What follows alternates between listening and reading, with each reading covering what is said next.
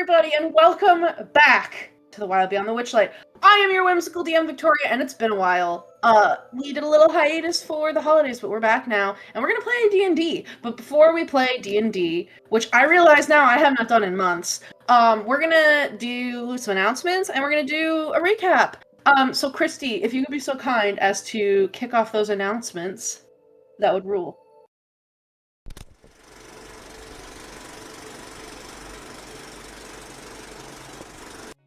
Good evening, and welcome to the show. Now, here's a word from our sponsors. Little Dragon Core is a Canadian-based dice company that supplies all kinds of cool tabletop gear. I mean, look at all these pretty dicey boys. Head on over to littledragoncorp.com and enter the coupon code BONUS for 15% off your order. That's BONUS.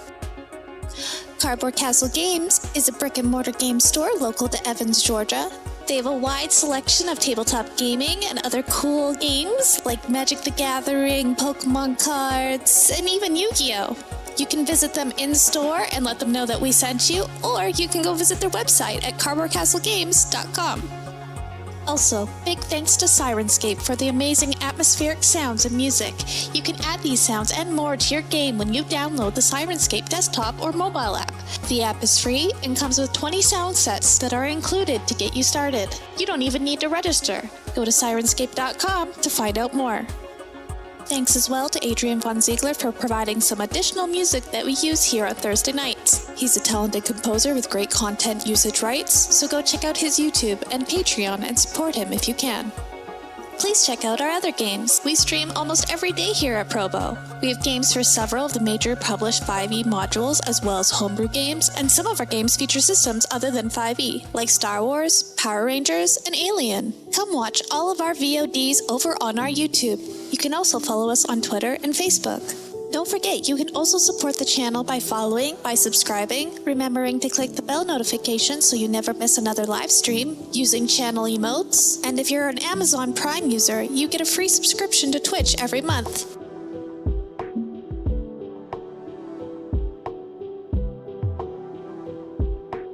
Thanks again to all of our sponsors for supporting Proficiency Bonus. And now, back to the show.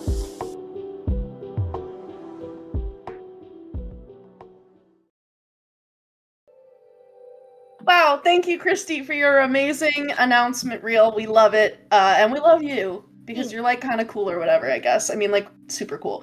And then with that, we're gonna go over to somebody else who's really, really cool, and always very helpful with recaps, and that is Ink, the resident recapper here at Wild Beyond the Witchlight.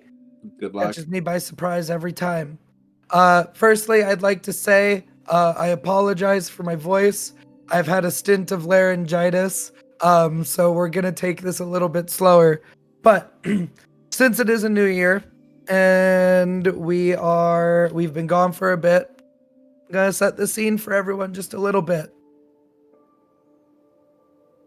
The Feywild is known to many as a land of whimsy, as a land where dreams can come true.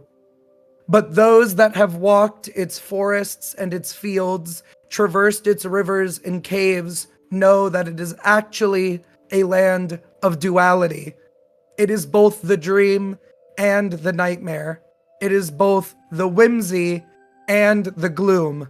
Much as the seasons change and cycle, so too do we experience incredible highs and very, very daunting lows within this mysterious land. A group of friends came to the Feywild not knowing what to expect, but knowing that they had lost something here long ago. And in their journey to find those lost things, they have found a land that is in dire need of aid. The Hourglass Coven, 3 witches, have come to take over the lands that were known as Prismere, corrupting all that was good and bringing in darkness, pain, and suffering under their rule. These would-be friends, these would-be heroes, though they did not choose this path, found themselves needing to right the wrongs of this land so that they could be made whole again.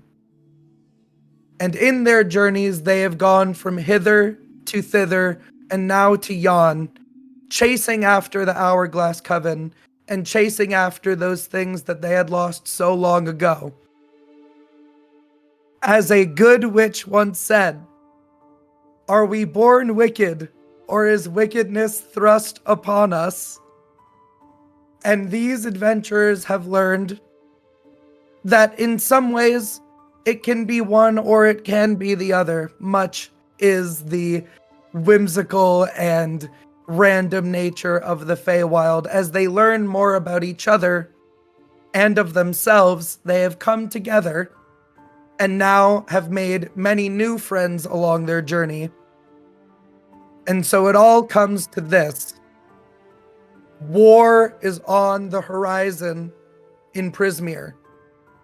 As the Chorids have finished their council and elected to join the fight, it is now up to these, again, would-be heroes to try and ally all of the friends that they have made in their journey for one last attack on the last stronghold of these witches to hopefully release their grip upon these lands for once and for all, so that they can release Zybilna, the rightful ruler of Prismeer, and entreat upon her aid so that they can be made whole yet again and finally be able to go home.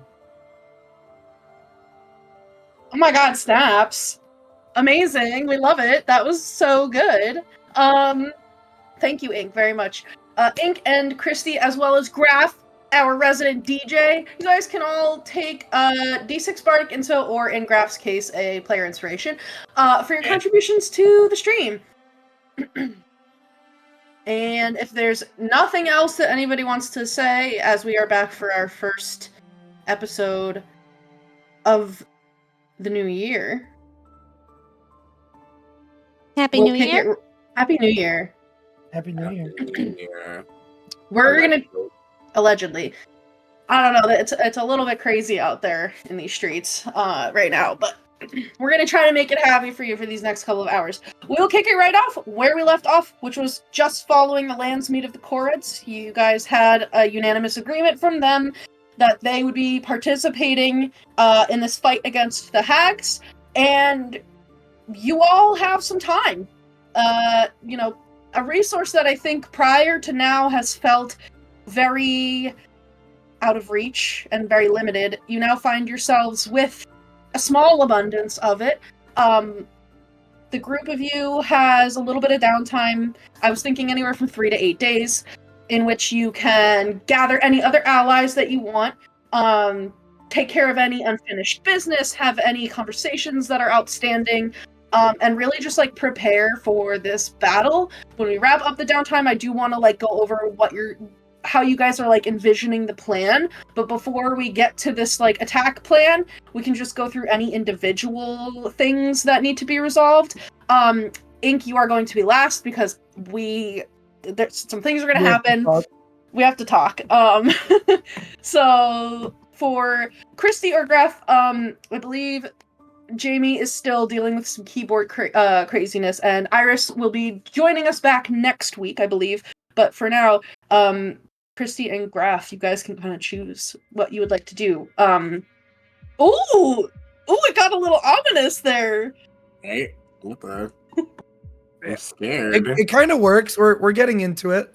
Let me try calm again. Oh, I was gonna say war is looming. Wait. I got some friends: Lawrence Mulligan, Marquis de Lafayette. Okay, what else? But yeah, I have a little list of just some different allies that you guys have collected, things that you're looking for, a couple different things that I thought might be helpful in case you wanted it. But otherwise, any personal business that you guys want to attend to, feel free to share now. If you think your character is just kind of biding their time and prepping, not doing anything in particular, that is also fine. We can blow right through it if we need to. At least until Clover gets her magic back, I think she wants to focus on recuperating her magic if she can before the fight, because she feels pretty useless right now. So she's bed resting for at least 3 days, because that's what I have marked. Yeah, and you'll have your magic back by that time because you're definitely taking at least 3 days of downtime, probably for that specific reason. Just because Yep. who wants to go into a gunfight with not even a knife, Not but just me! like a little wet noodle? flying Yeah, around? no thank you. I would like to have some semblance of control, please. Yeah, so Clover, you can definitely rest if you want. During the time of just like resting, is there anything else that you wanted to do? Oh. What did it... I just see Jamie's head, just like briefly. Oh, a screwdriver, okay. Okay. Okay. I did want to check in with Saoirse, but like she's down. She's not here, so I'll think about it. I don't have anything pressing, I don't think. If it helps, when we left off last time, because I know last time was a long time ago, the main thing that Clover did with the initial bout of downtime that you guys had prior to the lands meet was the memory. Like memory sifting while her magic is blocked. Do I feel like that's something I can attempt again? Yeah. Okay, yeah. If you want, yeah. I feel like the more information, the better. Yeah. There's last time you had discerned what the rules of the domain were for summer, Yes. which in addition to the core 3, that is kind of like a common thing amongst most Fae domains of ownership, reciprocity, and ownership. What's that? Ownership. Rule and might and rule of vengeance. Yeah, they have might and vengeance there as well. But you had been trying to recall if there were any friendly faces. Yes. Yeah, and then this, like, you were having a hard time with, like, specific people and faces. Okay, yeah, I'd like to try and refocus on potential allies then. It's not a bad idea. Yeah. Roll a history check, please. Oh boy. Do I roll my light up die? Sure. Stop blinking, I can't see it. 17? Plus 17. Plus 4. 21. Okay. Yeah. So... with a 24... 21. 21. Yeah. Thank you. You're welcome. I think...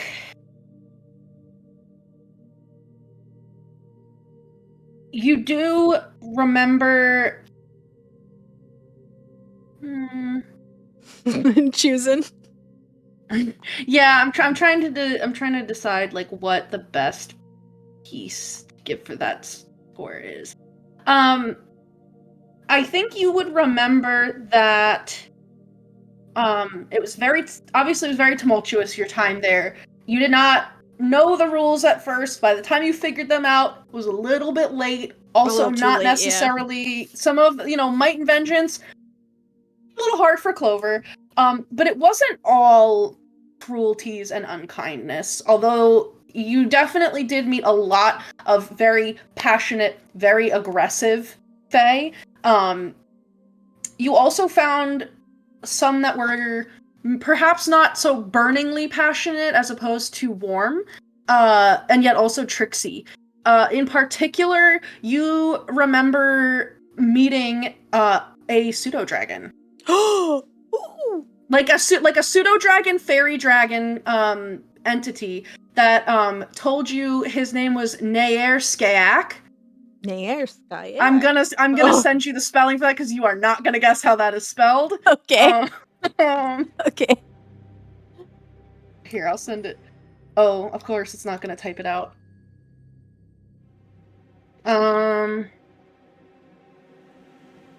That's a crazy name.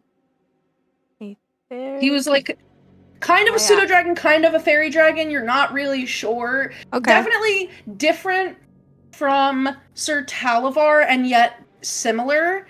A very mischievous creature who initially you found yourself the victim of like strange harmless pranks. Like you would wake up and your shoelaces would be like tied together, but your shoes weren't on your feet. They were just tied together like at the foot of your bed. Okay, that's not the worst thing. Yeah, or, you know, like, you would wake up and all of your blankets would be, like, upside down. So, like, your top sheet, instead of, like, the banded part being up by your face, it was, like, the bottom with, like, the little tag. God. Okay. Yeah, and eventually the, entity responsible for these things revealed himself, to be Naer Skayak, which, fairy, dragon, / Thanks for all the gifted subs, Raznak. Oh my god. I just sent it to you in our Kristy chat, how that's spelled. Yeah. Naer Skayak. It's Naer Skayak. Naer Skayak? Type how it sounds. Naer Skayak. Okay, Naer Skayak. Okay. I see it now. Yeah, that's and then I think, choice. Okay. Yeah, I think at another point in time, perhaps you had been outside of the tree city and more like wandering the outskirts of it in the forest, and you came upon a very large, very old oak tree, and you met a very you met what you might consider, now that you're remembering her, one of the most beautiful women that you've ever met. She had this like warm, like honey wood-colored skin and this like light brown hair that then like faded to a little bit of like orange at the tips. And her skin had the texture of like the bark of an oak tree. And she was not antagonistic towards you, but there was definitely like a little bit of a challenge. I think when you met her, this was prior to your face swapping. Okay. And when you met her, immediately you felt like very judged. Okay. Like physically and also like, in your personality, but I think in that was like familiar because you were like, oh, this isn't a fae trying to like steal my eyeballs. This is just a mean girl, and I have met many mean girls in my life. And even though she was a mean girl, like she allowed you to like come and visit her. And while you were in the like area of her oak tree, no other fae bothered you. And in that's fact, really sweet. Most kept a very far distance from you. Oh my and god! She would have told you that her name was Veranestra. Oh my god! She like befriended the girl that everyone at school is scared of. And she's probably also scared of her, but at least I'm not getting bullied by everybody. Oh, that's so sweet. Yeah, I think like. Well, with the experience that Clover has now, looking back, you're like, okay, she kept me around because I was not the pretty girl. I was not a threat to her. So she could, like, let her walls down enough with me because I was never a threat. Have to be jealous. Yeah, like... That's valid. She was just... And I think, like, it might be fair to say that Clover, like, as soon as Clover saw her, Clover, like... didn't even compare herself because there was just no comparing to the beauty of this woman. No, like, she probably developed a little bit of a girl crush. She's like, oh damn, like notice me senpai a little bit. Yeah, and like while you were with her, like I said, very few fae would come around. Occasionally, like other, now that you're thinking about it, dryads, because this woman was definitely a dryad. Okay, would occasionally come to her, very deferential to her. Okay, so they weren't like siblings; they were like other, like lesser. Almost. Like, yeah, like they had to be very humble in her presence. They were like more like servants. Oh, okay. Like she was a higher tier and all of the others were lower than her. Gotcha. Oh, that's so fucking cool, Vic. Oh my god. I need to find this woman.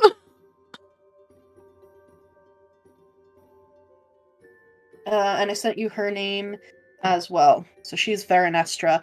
I think those are probably the two that would stand out to you the most. No, that's great. And Nair Skayak was probably also the one who, like, once you had befriended him, a lot of the, like, situations that you had found yourself in previously were, like, abating, because you would kind of hear his voice, even though you couldn't see him, and he'd be like, don't do that! Nope, don't talk to that one! Oh, no! That one's gonna cut off your toes! Oh, no! Yeah. Oh, that's so cute! And then I think it may have been, now that you're kind of putting these pieces back together, that Veronestra one day was the one who suggested to you, well, if you're having all of these problems, maybe instead of complaining about them, you should go to the Face Emporium.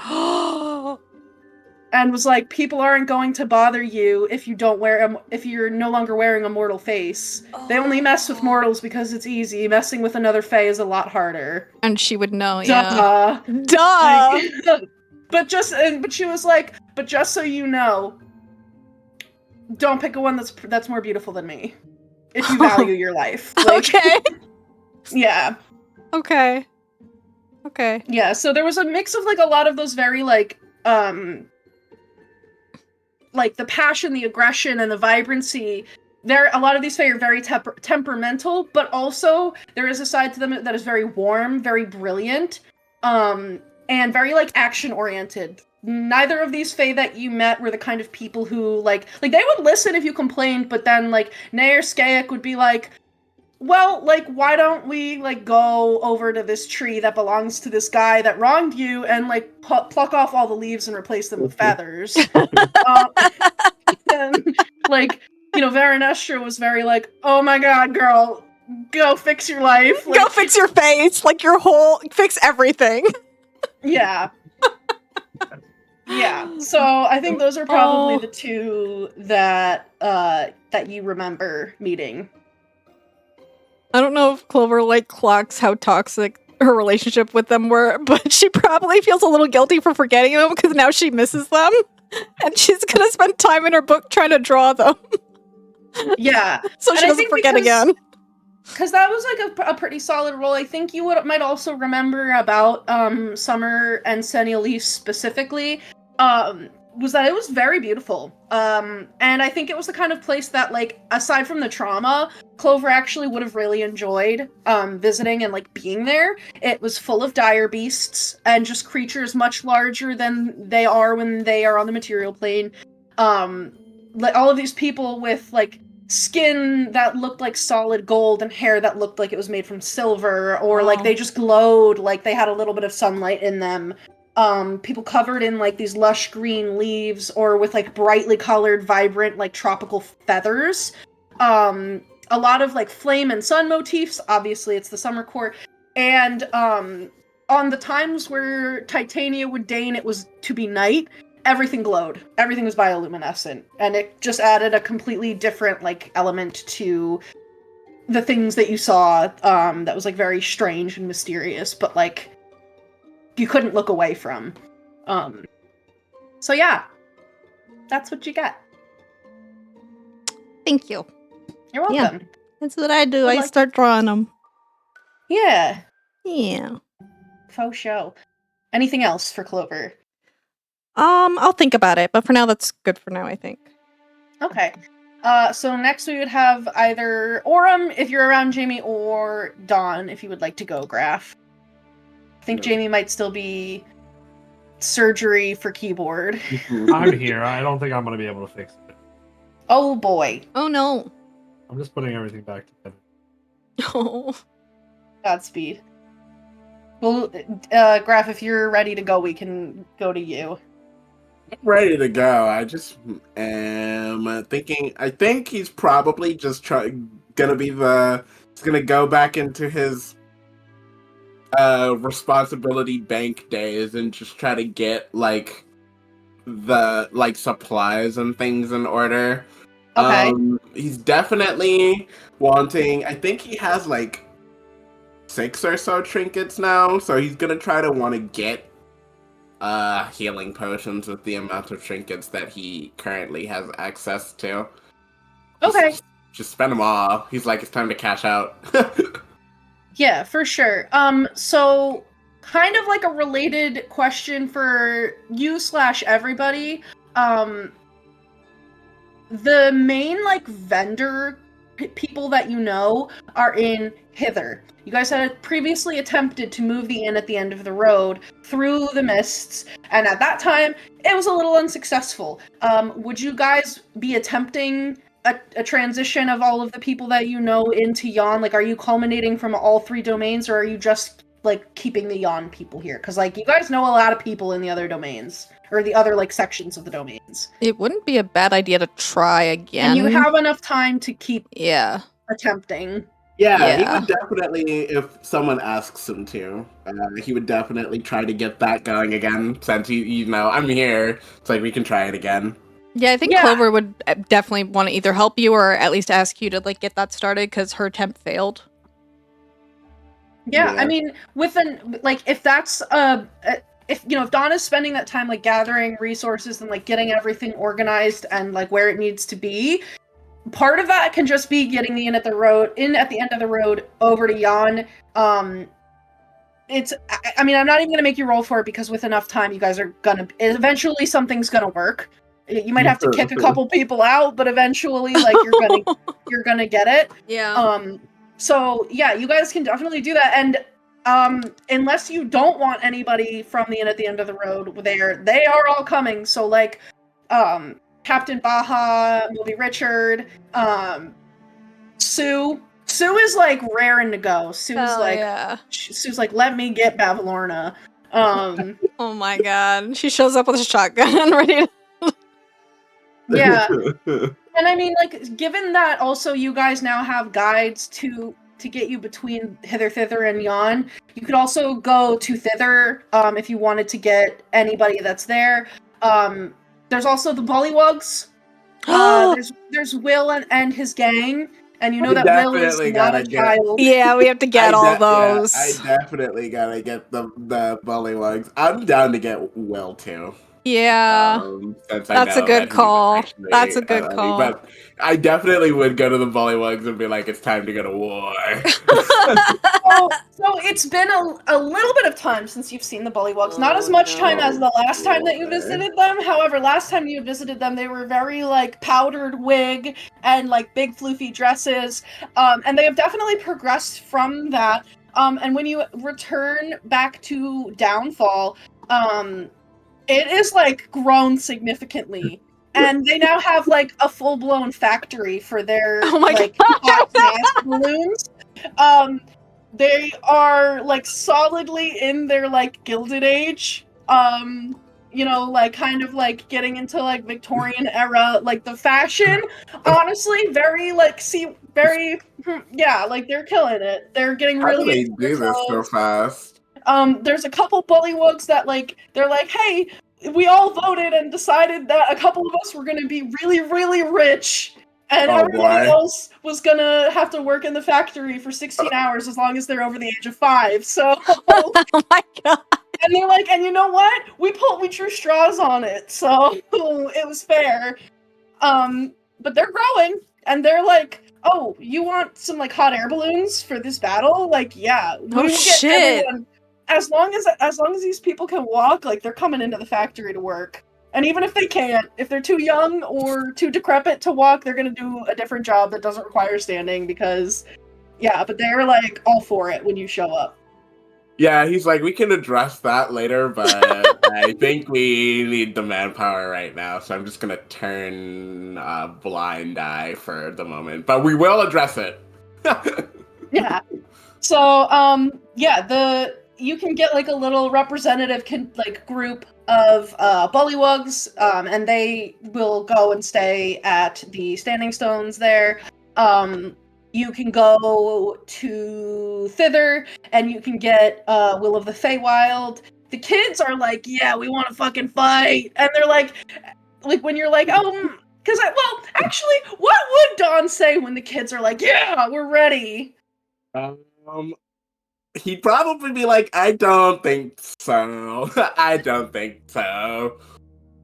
It's definitely, he's like, look, I know that you are ready to get back at these ladies, for all of the bad stuff they did. But you are children, and I feel like you would have way more fun playing tag than fighting. But I want to chop somebody's head off, like the elf girl says. And I think Will of the Feywild would pull you aside and be like, let's have a chat man to man, alright? I'm gonna be honest with you, Don. It's really hard to take you seriously when you look like that and then say, let's have a chat man to man, but I'm listening. You should be very glad that I look like this instead of what I used to look like. Much more approachable, but just wanted to let you know, the kids are kind of like your perfect soldiers. Because you don't have to worry about them dying. Oh as my soon as God. they take one hit, they just poof, and they're safe. But where do they go? I don't know where they go, I just know that they're made safe, because it's sort of like... We're gonna use whole child point- soldiers because they're protected by Fey magic. The thing is that, like, Zybilna was all about granting wishes and, like, being like a fairy godmother, from what I understand. And Granny could never hit any of the kids, and when I was working for her, she told me I couldn't hit any of them either because it couldn't work if we did, because they would just poof because of Zybilna. And it still works even though she's wherever. I'm just saying, they don't need to fight, but if they can help. I mean, I guess if you're okay with them poofing off to who knows where. Well, I'm not in charge of them. Well, I mean, I am, but I don't force it. Like, they just kind of follow me around.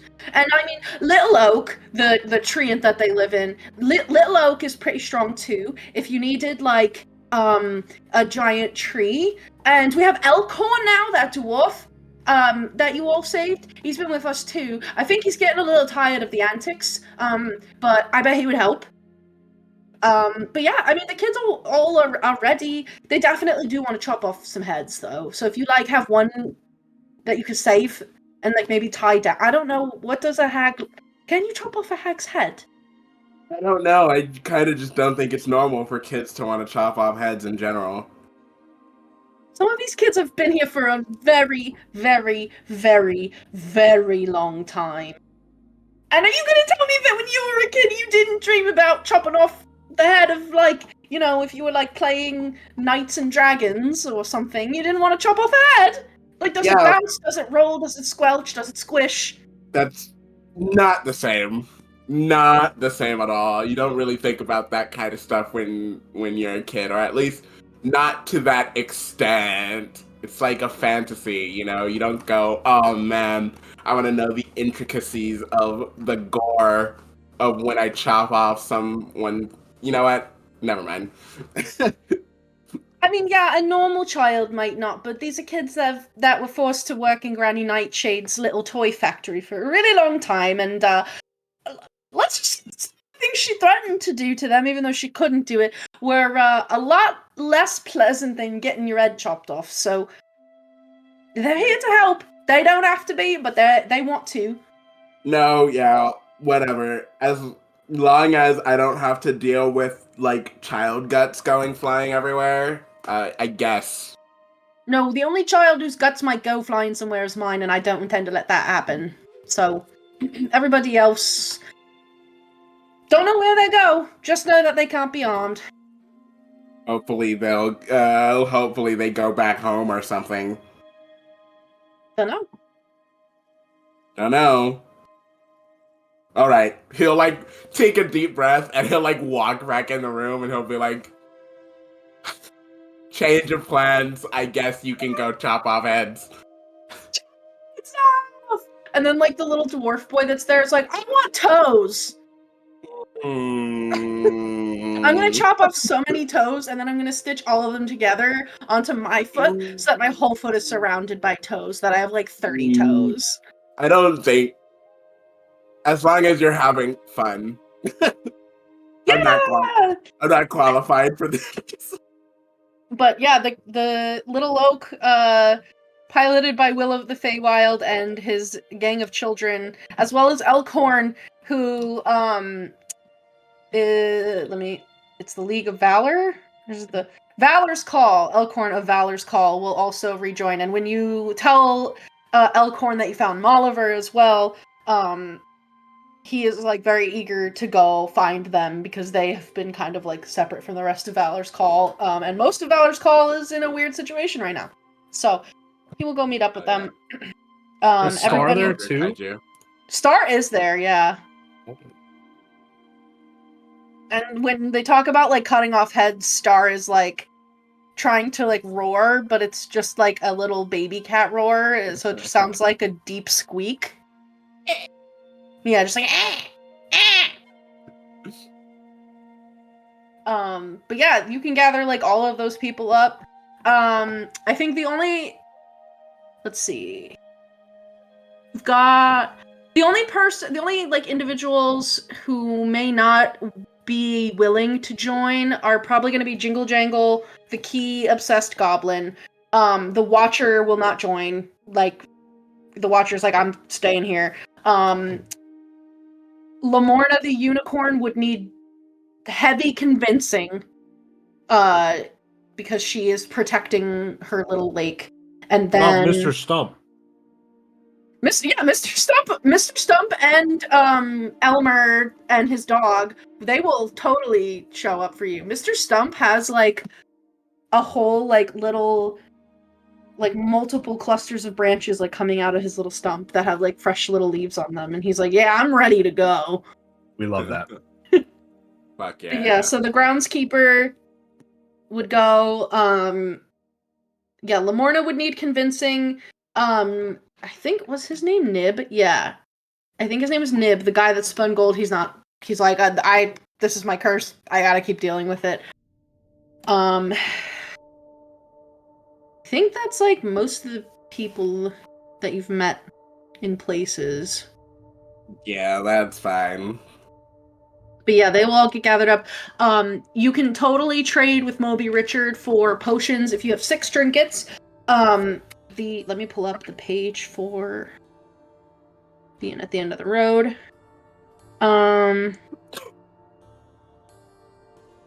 Since Moby Richard has some time, he can also like if you want a larger potion, like a stronger one, he can do that for you. The basic like potion of healing, the 2d4 plus 2 is 1 trinket, and then for each like tier of power, they go up another trinket. So if you wanted like the 4th kind that's the strongest, that's going to be like 4 trinkets. But he's like, I have time. I'll make whatever you want. I'll just get 3 greater healing for the 6 trinkets, since each one will be 2. Okay, cool. Yeah, you can totally add those to your inventory. Yippee!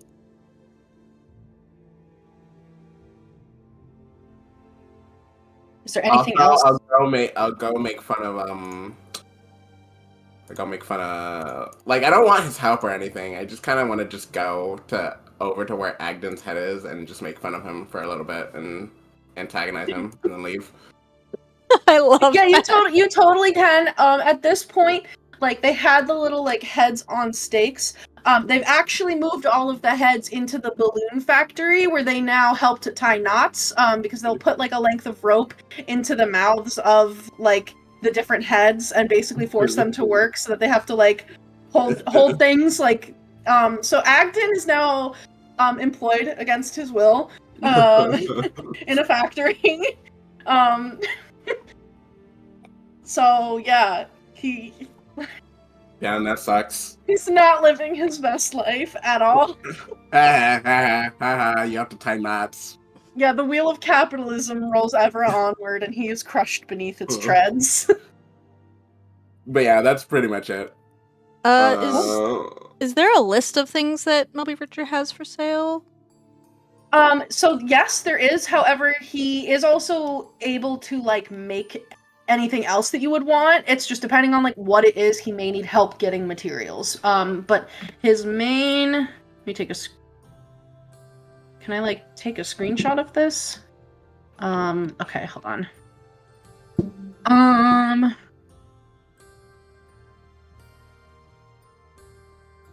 Oops. We're level 6, right? I do believe so. Making sure. here.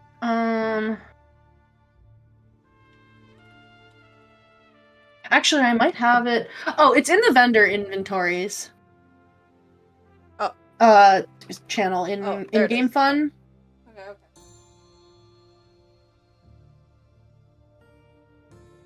Let me change.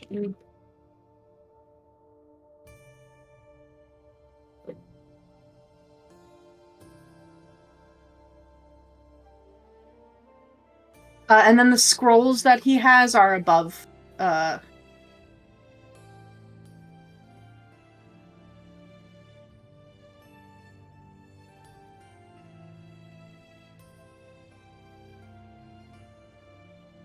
But, like, if you're looking for something in particular, he has no problem trying to make it for you.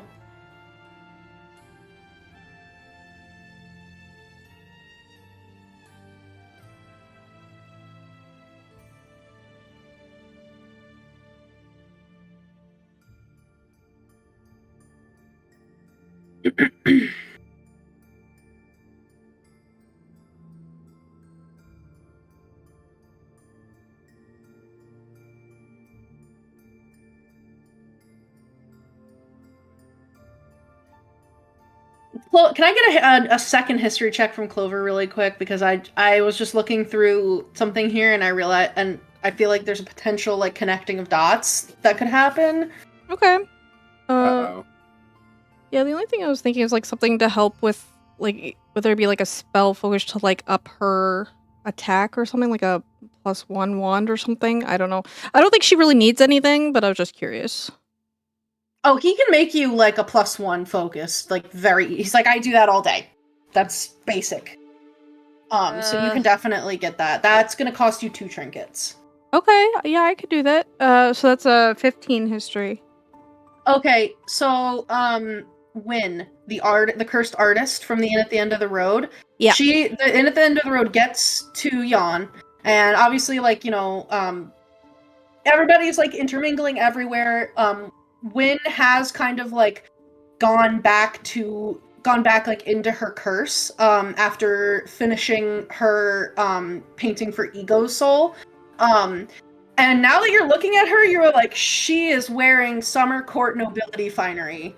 It is very worn, and it is very, like, tattered, but, like, you were like, oh, okay, that is definitely, like, summer court motifs. Now that you are, like, have more memories of it. Uh-huh.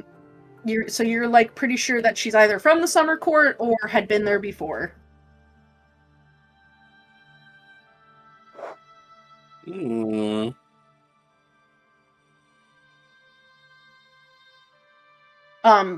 Also, I don't know that she had finished her painting by the last time that you guys saw her. If you'd like to know what her painting of Ego's soul was, I can describe that for you if you would like.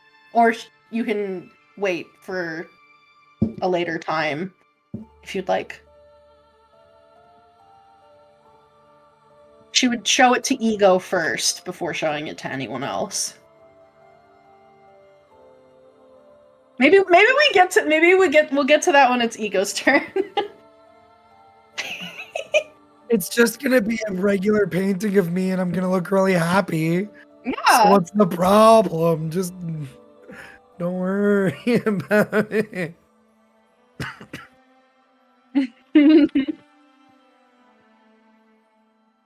R.I.P. Jamie. He said, I don't want to play D&D anymore.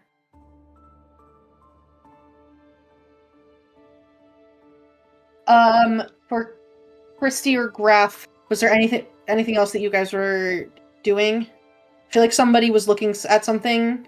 I'm looking at I guess it would be the Wand of the War Mage +1. I guess that's, like, the only one. I'm, like, looking in... Yeah, she's really getting ready to go on a killing spree. But here's the thing, though. I'm ready to go. I don't know if she's gonna take that because it only gives a bonus to spell attack rolls, and she doesn't really have spells that have a spell attack rolls. Most of them are saves, I think. So I don't think it would even do anything. It would only help with chill touch. That's it. Yeah, it's not really worth it for me to do it then. There should be a focus for warlocks that makes your save go up by 1. Is there?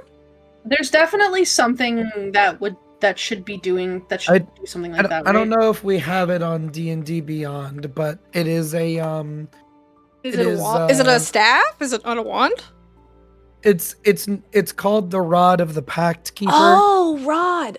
And there's a +1, +2, +3 version. It additionally has a one-time use. You use an action to regain 1 spell slot. Oh yeah, I can't. I mean, if you want him to make that for you, he will make that for you. Let me just double check. Yeah, it's not in D&D Beyond, so. It's a legacy item. Is it really? Yeah, let me link you. Yeah. I mean, it's in the new DMG, but I don't know if we don't have the new DMG on D&D Beyond as of yet. I don't think. Michael has it, but I don't know if Vic has it on ours. Yeah. I think I do. Or maybe I don't know. Well, regardless, this one that I just linked you in your chat is the legacy version. Oh. He can make you the +1. really any of them that you want, but it's gonna cost you to get some of the higher rarity ones. How much is it? The +2.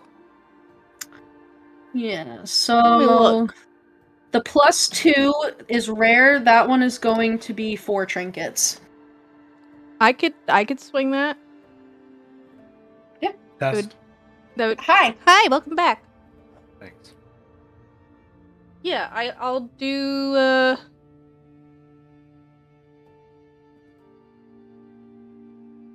Yeah, I'll do 4 out of my trinkets. I'd do that. Yeah. Yeah, so you can add a rare, like the +2 Rod of the Pact Keeper, to your inventory. It does take him, at this point, if you guys are getting custom magic items, we're probably looking at the 8-day, little downtime, which is fine. When it's done, it's basically just like this. It's not as long as a staff, but it's longer than a wand, because it's a rod. And the end of it has, an almost, comically shaped, fish head. I don't know if you've ever seen the fish that the Joker, slaps people with. But it literally is just, it looks like a cartoon, Moby Richard, with his mouth open going, ah! But he's a fish. And, the whole staff of the shaft of the rod has, a fish scale pattern on it. Because it's Moby Richard, and he's a fish. I'm a cat, so that tracks. Yeah, it works. It works. Cool. Okay, so Clover, we are good for the time being? That's good. Yeah, that's everything I would need, yeah. Dawn, anything else for you? Any additional training with Obsidian and I think it was the Granite Clan? Those were the ones that you had been doing, CrossFit with. Or anything otherwise that you would like to do? Definitely. He definitely will keep that up. Okay. Roll an athletics check. You got it. Well, that's done. Again. Not the worst. Where's my character sheet? Wrong A. I have a lot of D&D characters whose names start with A. Athletics. 16. Okay, yeah, so in your training, you're pretty successful. I think you probably focus on sustaining, as opposed to overexerting yourself right now, just knowing that a battle is on the horizon, and knowing that those first couple of days that you trained with them, you came out of it feeling like you were made out of rubber. But you are able to successfully train with them. You feel a lot more confident in your general physical state as well as your weapon prowess. Roll a straight charisma check as well, please. Oh boy! Oh boy! Time to use my inspiration because I don't want to get a 3. Okay, way better. I think I have a +4. Dirty 20. Okay, yeah. While you're training, after a couple days, you realize that a lot more Koreds and even some Briganox And even some of like the other random people that you've met, like there's one of the Peritons from the Greyhawk Mummers, Rosalie, the gnome who turns into a badger when she's stressed, as well as Bilston, her deceased now Will-O-Wisp boyfriend. They all come over to start training too. And it seems like seeing you putting your all into it has inspired a lot of the people that you have gathered here, and they are inspired to train as well. That might help later. Yippee! Anything else for Dawn? They all start coming over the second I take my shirt off. Oh, and like Sue is so there. Sue's not necessarily combat training, but she brings you lemonade. She's like, let me massage your muscles, honey. You look like you're just so tired. You've been working so hard motivating all these people. Thanks, Miss Sue. Yeah. But it seems like you have helped to motivate some of the people that you've gathered here. Hell yeah. Anything else that you would like to do? Nah. Okay. Aurum. Hi, Hey. Jamie. Hey. How's it going? You know, I've had better nights, I think. Yeah. All things considered. I'm sorry to hear I that. stepped on a hot sauce packet when I was fixing my keyboard, so Well, that hey, it's a good exploded. thing that your foot isn't a tongue. Yeah. Because then it would have been even That's worse. unfortunate. I'm sorry. Yeah. Just the top off the keyboard being broken that I just got. But okay. I'm All sorry. It's okay. So because I think you might have been out when we had the lands meet, but the kind of summary of it as you picked up is that everybody is ready to kick ass. Okay. You guys have a little bit of time to prepare ahead of the battle. Is there anything you would like to do with this time? It can be truly anything that could be accomplished over the course of 8 days. I say days as if that's a thing that you can measure in the Feywild. You know what I mean. Yeah. I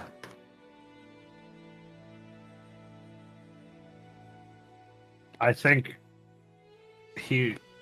Aurum would like to try to do that self lake thing again. Oh, the lake of, you're trying to like astral project into the lake of your soul? Yeah. Okay. Yeah. You can do that. You can roll me. Oh gosh, oh golly. What can you roll me? I just think, although it's very foreign, I think it's just very peaceful as well for him. So now that he knows what it is, kinda. Yeah, I think there's a couple different things that you could do. You could roll.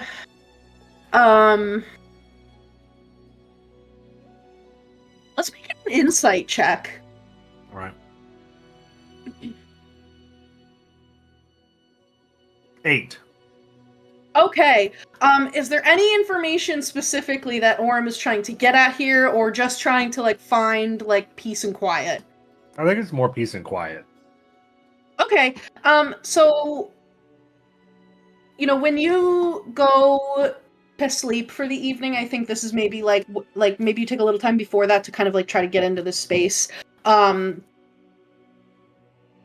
you are waking, impossible. Like, there are too many people here. Every single time you think you're like, oh, I'm about to get it, like your very sharp Leonin ears will catch a little pebble that got kicked by the hoof of a Kored walking like on the other side of the henge, and you find that you're like very tuned into what's going around you to the detriment of your inner self. When you go to sleep,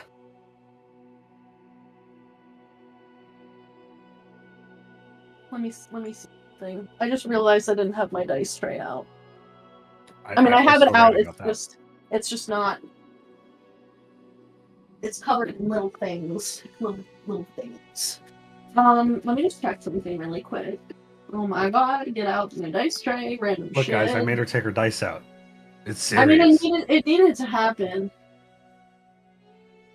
I think you go to visit this lake that you had been to before in your dreams, and one night, or one sleep, you do get there. You find yourself back in that stream, and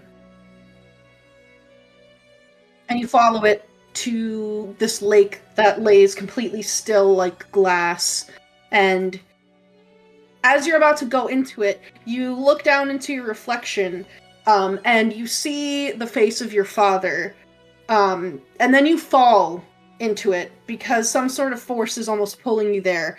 And instead of being able to find like an inner peace that you can explore, you find yourself a little maybe overwhelmed or bombarded with broken imagery and memories of your father's final hunt, in which he was the prey and the wild hunt were the hunters.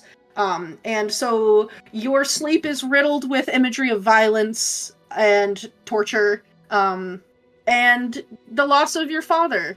And I think you probably wake up from that one exhausted. You can sleep that off the next night, but it's definitely like after that point you're like, okay, I'm gonna take a little break now, maybe. Like, oh, now's not the time. Astral projection's not my thing. Like I gotta eat another tooth and then I'll get there. Yeah. All right. I'm gonna go try to find Juniper. Yeah, you can. Your guides, Molliver and Juniper, all met up with you here at the Henge. I think Molliver would tell you that they had a bit of a time with the guides after like the first night with Juniper because she tried to eat Molliver. Luckily, Molliver had bacon in their bag, and figured out like, okay, this being craves flesh. So they were able to like hunt some food for Juniper, and keep her fed, and then when they got word from you guys that it was like time to meet up, they bring her back. She's gotten bigger. She's definitely grown a little bit. She's looking closer to like full-grown owlbear size and is starting to like shed the last remnants of her like fledgling plumage, like the really soft, fuzzy, downy feathers, and is like fully getting like the owlbear fur/feathers on her, truly like coming out of her juvenile like. She was already mostly grown, but you're like, okay, now she's like a full-grown owlbear. And she's very excited to see you. As soon as she sees you, she lets out this, like, hoot, screech, grumble, and just tackles you to the ground. You probably take some damage from it, from just, like, the sheer force of her hitting you. Yeah, you take 8 points of bludgeoning damage as you are, like, slammed into stone repeatedly by her. And I think probably soon after, like, Star shows up and also just mutilates you. Perfect. That's perfect. Yeah, but and Juniper immediately is like snuffling in like your pockets looking for food. And if you were to like speak with animals with her at some point, she like really wants to go hunting with you and is like, not prey, hunt. All right. Oh, let's go hunt. All here? Prey? No. Just, like, looking at everybody that's here? No. Not prey. Not prey. Not prey. We'll go hunt somewhere else. Hunt. Missed you. I missed you too. Oh, you're so cute. Yeah, in her, like, 13 feet glory, like, standing up on her hind legs, absolutely giant. What a cute little owlbear. But yeah, she's happy to see you, and it seems like, you know, as she's like gotten used to being around people, like some of her like bad attitude, for lack of a better phrase, that she had, is kind of like mellowing out. Okay. Is there but she a way? Definitely wants to kill.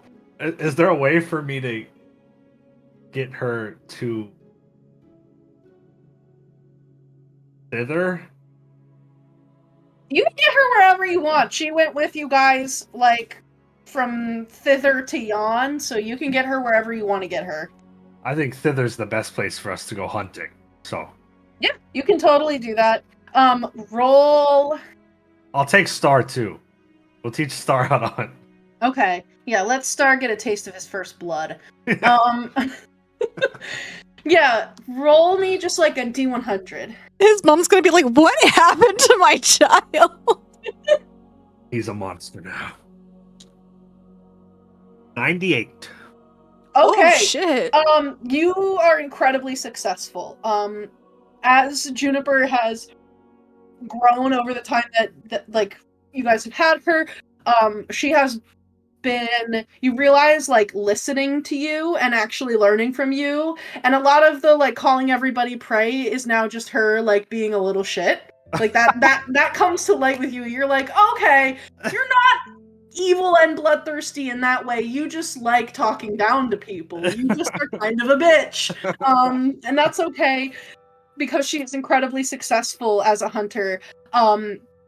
And Star as well. You're actually kind of surprised. Star has not grown at all. Star is the exact same size that he was when you left him.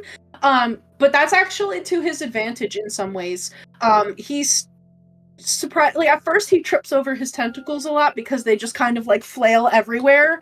But you eventually are like, buddy, like just like practice keeping them back. Yeah.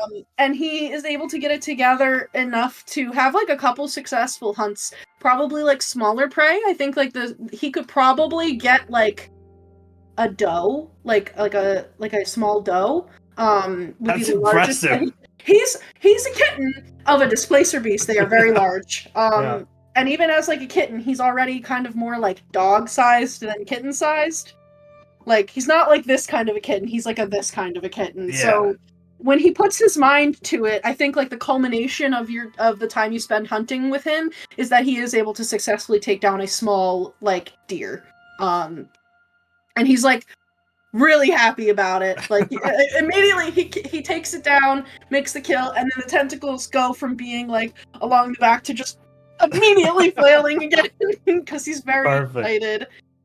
But yeah, you feel confident that like Juniper can absolutely handle herself, and she knows better now than to attack the people that you are with, as long as she has a place that she can go to hunt. You don't know what would happen if she were around a bunch of people and had nowhere to hunt, but that's not the situation right now. And Star, if he were to be in combat, you think like, you know, he could handle himself if he needed to. Maybe not like gonna be like the #1 hero of whatever is about to happen, but like he can protect himself now, you think. Okay. Good. Yeah, and I think hold on, let me pull something up since you guys are going to thither. Okay. I think let me roll something really quick. Oh, sorry.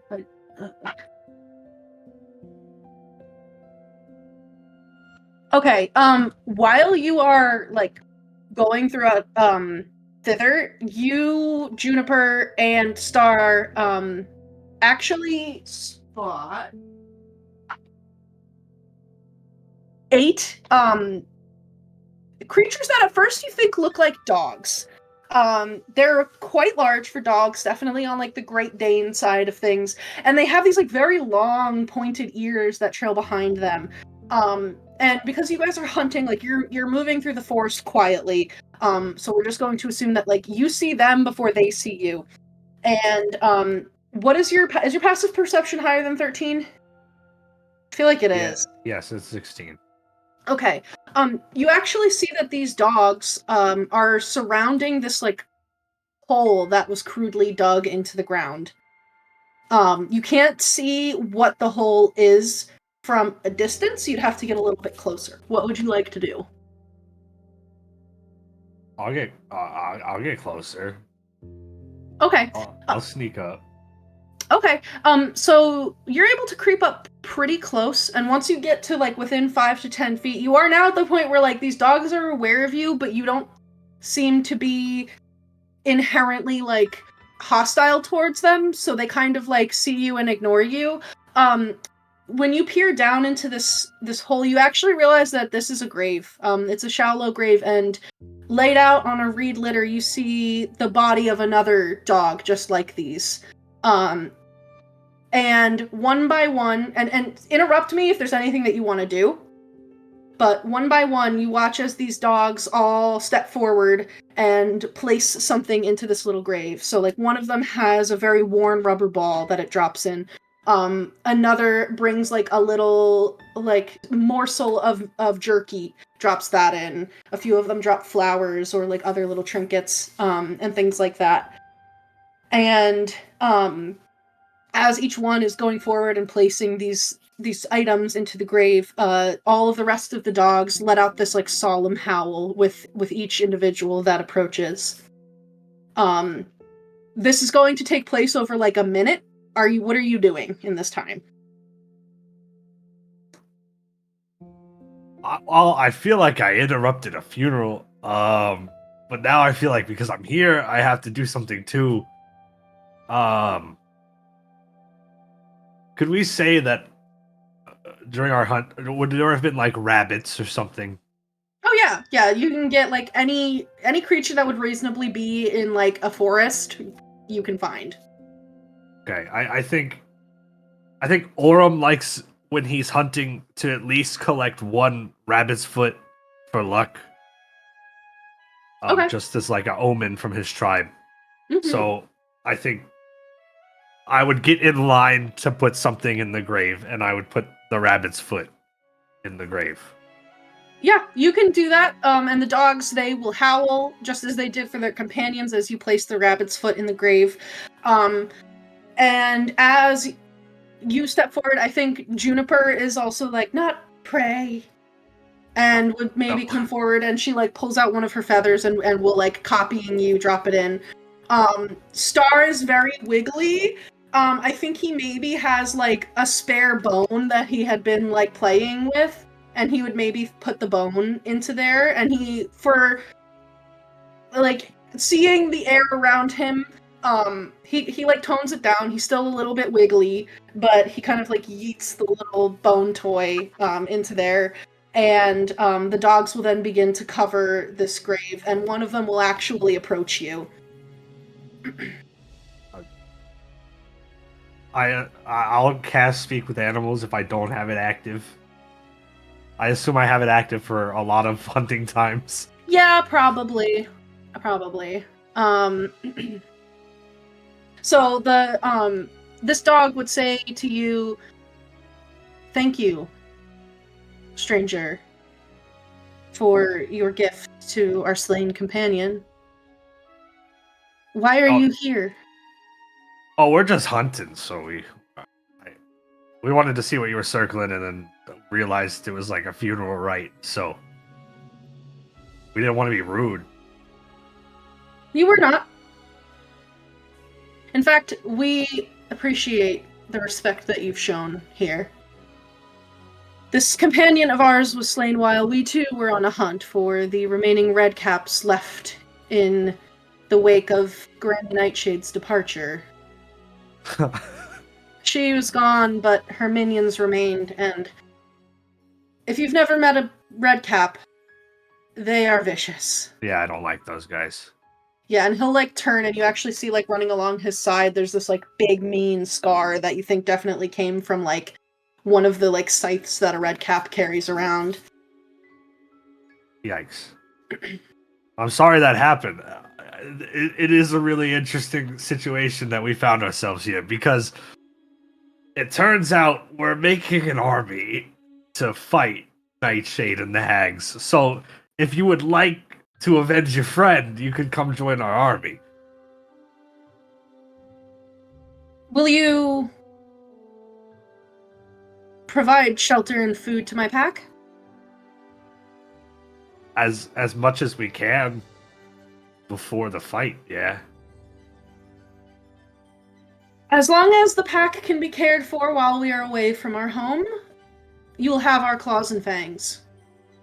Okay. I mean, to be honest, we just have to gather a lot of food while we're hunting here, so if you wanted to hunt with us, that'd be cool. Perfect. Let us join you. Blink, dogs! And all of the other dogs turn and like hold their tails up straight and like their ears come up. And the dog that appears to be like the leader will say, "We are going on a hunt with this individual and his companions, and afterwards, an even greater hunt for the head of Scabatha Nightshade. Will you join me?" And they all begin, like, barking and howling, and then one by one, poof, poof, poof, poof, poof, poof, poof, they all just, like, burst into these, like, multicolored puffs of smoke. And then you hear, like, howling and barking and baying of dogs in the forest, like, distantly around you. And you can hunt with a pack of 8 blink dogs. Let's go! More army people! But yeah, like, they will join you for a hunt. You guys are able to gather up, like, a ton of food and furs, and anything else you'd want from the forest. And then you can lead this pack of blink dogs back with you guys to Yon. Cool. I think if we fought anything that's, like, remotely interesting, I'd probably consider eating a part of it. But if it's just, like, basic things, I probably wouldn't. So when you are out in the forest, you do find more locations that appear to have been disturbed by whatever large flying creature you guys have encountered previously, like where you found like the dung, and then you realized like all the branches up top had been like broken in and then pushed back out by something flying in. You find more signs of that, but you don't find the creature itself. But it's definitely still active in this forest. I guess I'll ask the blink dogs if they know what it is. Yeah, so let me grab one thing here so that they can tell you. Hold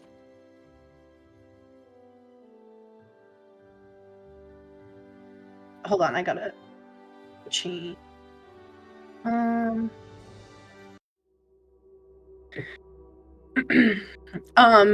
The dogs would tell you, "We have never laid eyes upon the hunter from the skies, but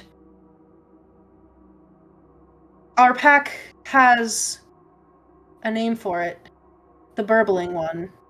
It speaks in soft, unintelligible whispers.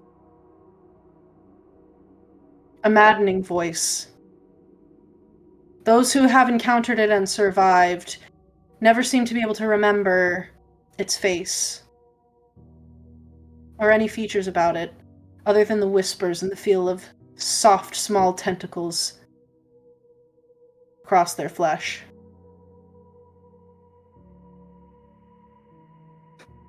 So we definitely don't want to hunt that. Got it. We will steer away. It is a relentless hunter. If you are unfortunate enough to be chosen as its target, it will be concentrated on your death until you find it, until you are devoured.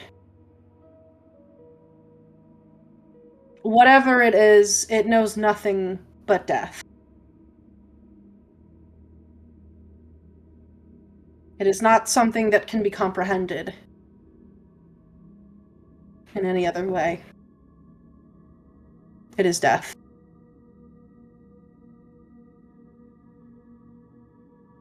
Can I look around one of the areas that we've seen the landing and kind of investigate for like thorn motif or anything? Yeah, roll. That one is going to be an investigation check because you're looking for something very specific. That's good. Okay. That's good. Investigation 21. So you don't find anything that has like a thorn motif. I'm assuming you're kind of looking for things that might be related to the wild hunt.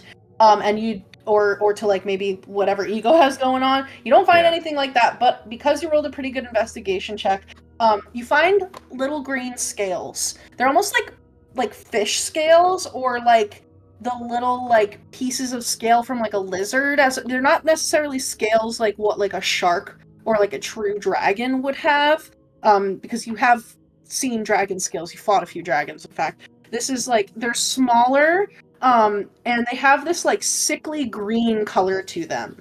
And and like a faint iridescence, and even like looking at them, you start getting like this blind spot that like sparkles into your vision, and it's just like very like looking at it, you are becoming disoriented.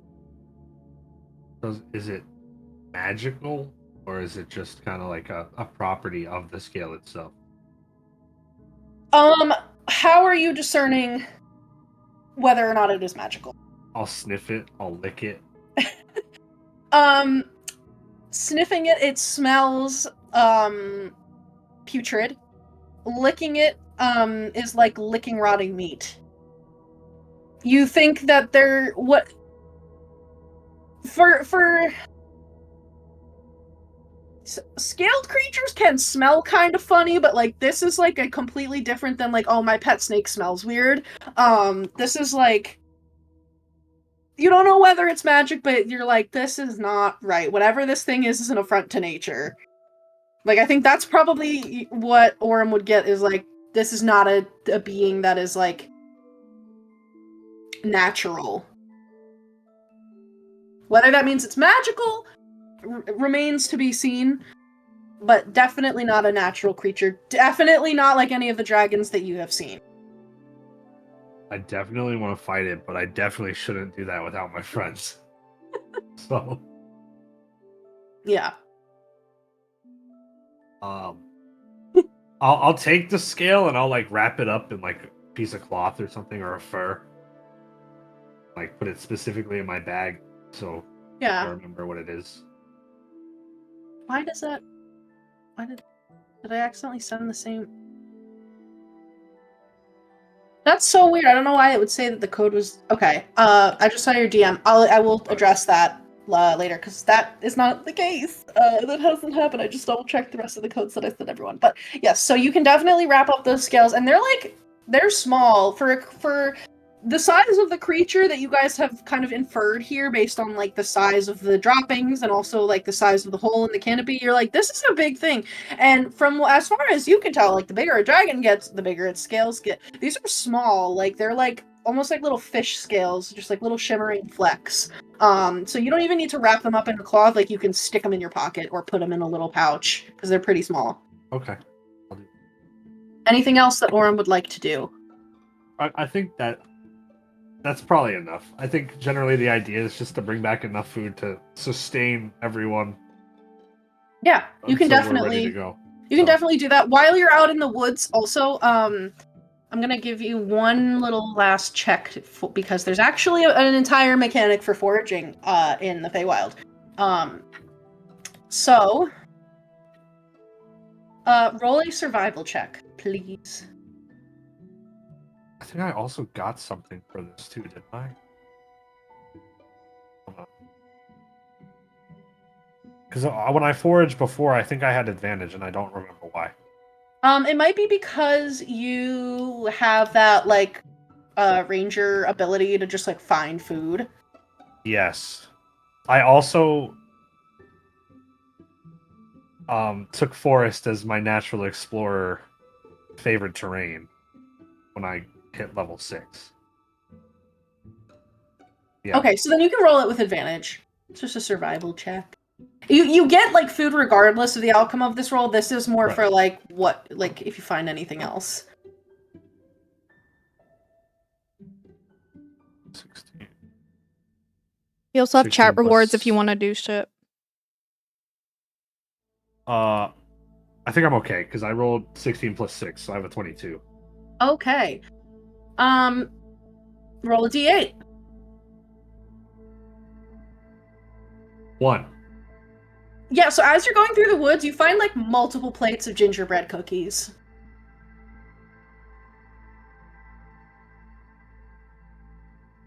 Okay. And they're just like shaped like little elves, and they're on wooden plates. They're just like out there in the woods. All right. Like Star immediately starts eating one and seems fine. Because you probably have to do the cat thing of like, no, get that, what's in your mouth? Stop. No. Stop it. But they seem like just they're gingerbread cookies. So you can also bring back some gingerbread cookies for everyone. Okay. I'm bringing back all the gingerbread cookies. Yeah, so plenty of food. Guys, I went that you can- foraging. Look what I You can found. hunt and forage, and also have gingerbread cookies. All right. Anything else for Aurum? No, I'm going home. Okay. Ego. What would you like to do with this time that you Okay. have? So, Ego is going to spend most of their time physically staying in Yon to kind of just make sure that the hags don't do anything. So over the days I do some flyovers and stuff, but knowing that my friends are gathering the armies, some of the things that I do is I would like to ask the Chorids if they can produce for me a medal that I can give as my payment to make the robot legs, because I needed a material that would be able to function for that. That's the very first thing I do. Okay. Yeah, they again they already gave you like a bunch of hair with gold scissors. I think they gave you like 5,000 gold worth of hair, and like there are still a ton of other ones that are like, yeah, like sure. And so you can basically like hook them up with Moby Richard, and he'll explain like what kinds of metals he thinks he needs for, you know, what parts. Because some of it like iron would be fine, but maybe for like the gears he needs something that's like a little bit more solid and like not as like prone to rust. So they can work with him, and he probably has like enough stuff in wherever his little castle and his little fishbowl leads, or in wherever like Captain Baja's throat pouch leads, that he can find something to cut some hair with. So for the most part, like he finds that his needs are met. And Moby Richard will thank the Chorids, and tell you that he's gonna like get started on this. Okay. And then I've been thinking about this, flipping through my mom's book with all of the magical knowledge that she had, and then the extra pages that I'd been filling in with the spells that I've been learning.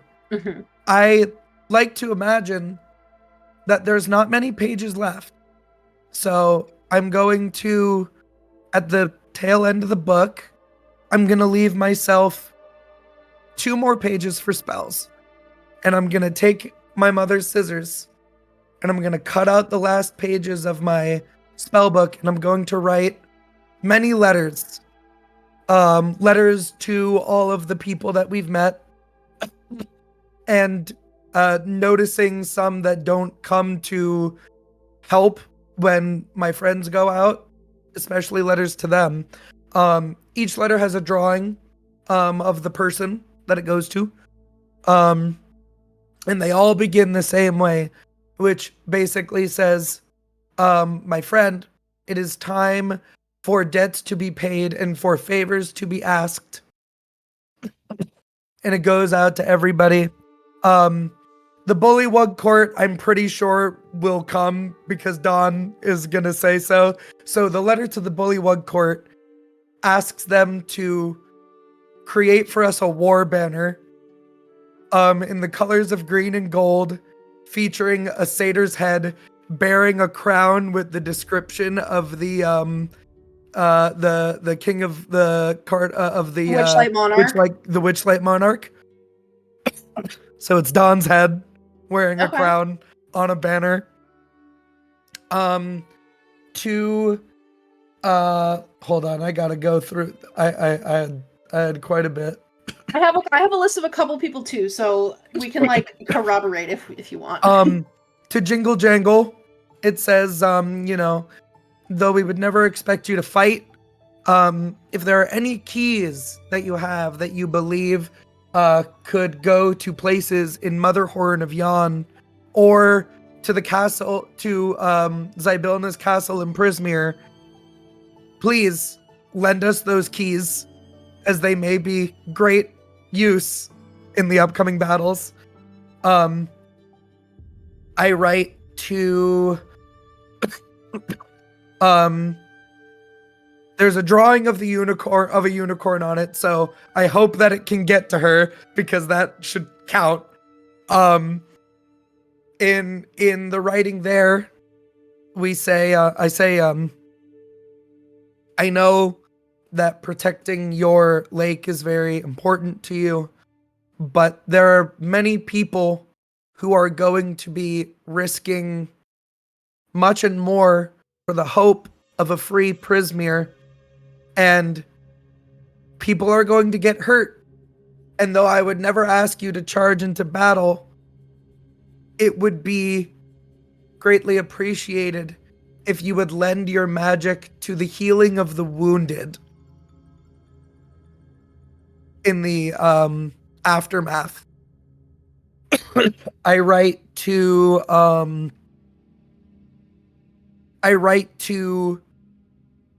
the intelligent animals and the trees and the plants,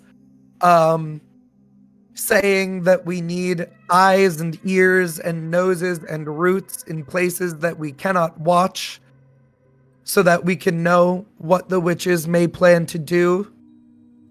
I write to, so many people. I write to any sporadic Harengon that have been scattered since their leader was killed and say, for long you have taken and now is your chance to give something back. And you can probably still crack a few skulls and loot a few things here and there in the castle if you would lend your weapons to this cause. And I write to the Watcher because I know that the Watcher will not leave their cave. But I ask them to simply read this letter aloud to Karma. And Karma's letter says, it begins the same, that there is a time for debts to be paid and for favors to be asked.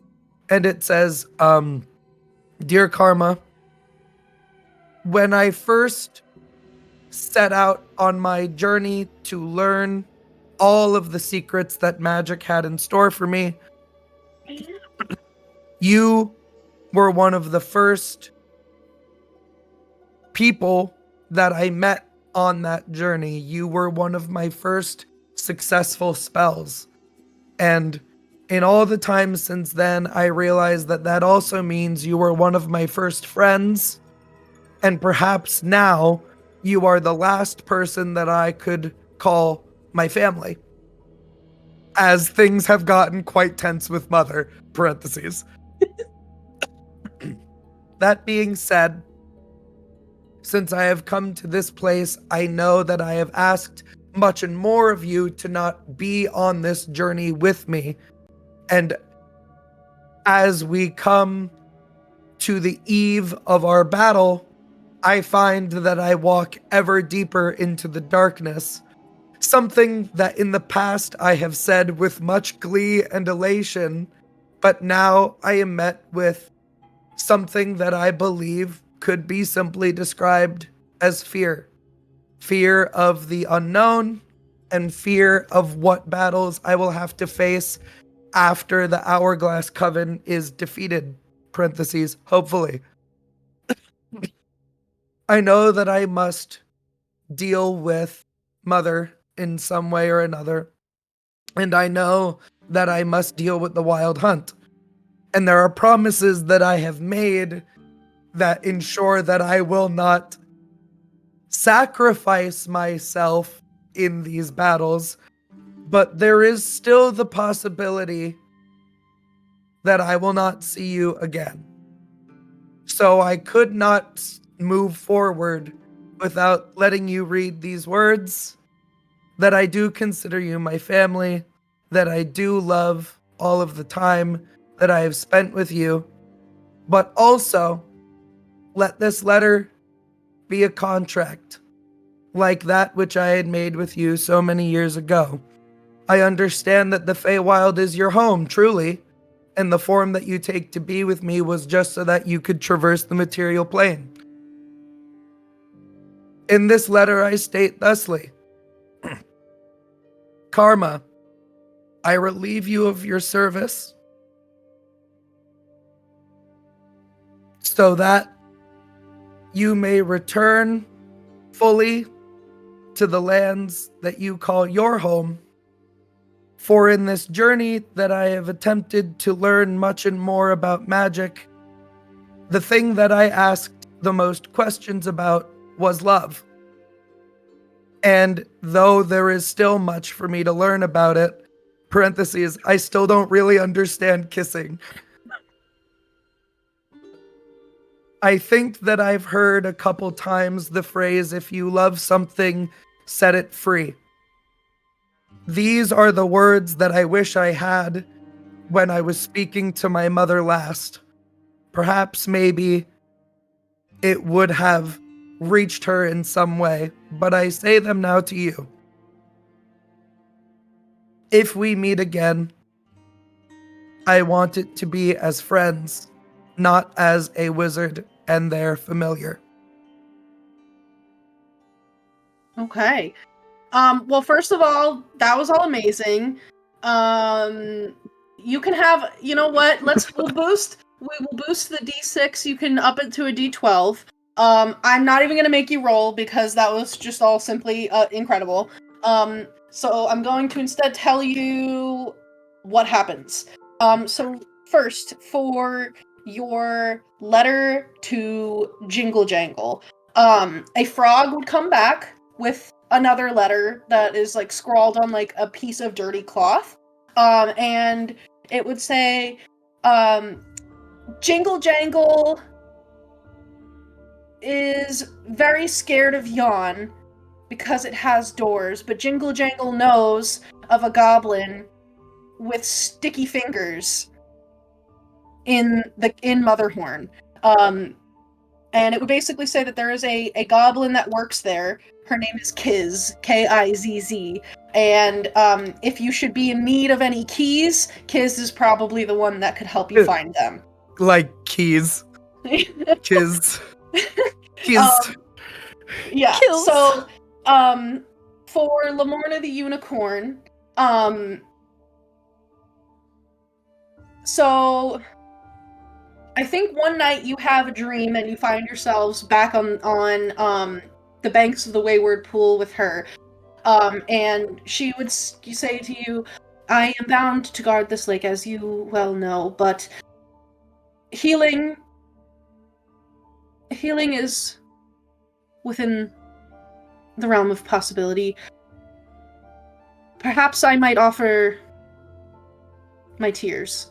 And she cries, and as her tears hit the ground, you would see 1 tear, 2 tear, 3 tears actually like spring up from the ground, and they form these like little flowers that have these pale blue like clusters of petals that are almost shaped like a teardrop. Like imagine a bleeding heart, but if it was instead sort of like shaped like a pitcher plant, like teardrop thing. Yeah, okay. So these, she would tell you, are unicorn's tears. Unicorn's tears can bring back from the dead anybody who has been deceased for less than a minute. It's basically 3 free revivifies. Okay. So she would offer you those. For the animals of the forest, you do not receive a response. However, as you're like halfway through this break of like time, you wake up one morning and find yourself covered in spiders. And the spiders are whispering to you. And they say, Queen Mother's child asks, Queen Mother's child shall receive. And they crawl off. They're gone for a couple days. They come back at the end and they whisper to you secrets about Motherhorn. So I'm going to tell you about 3 locations that are in Motherhorn. Spider spies. Yeah. And they are very much like, they're talking to you like, they're like, poor child, sweet child, lost child from mother's embrace. The web awaits, child. Mother will welcome you back. And then He goes like, oh, I know. he goes like, I fucking know. Well, they're like, not the mother that you know, the mother you truly belong to. So they say some of that stuff to you. Wait, like my real mom?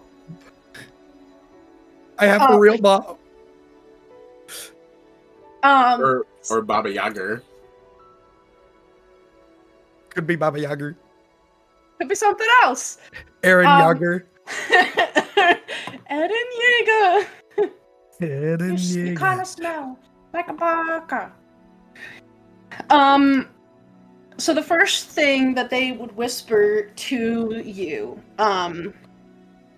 is,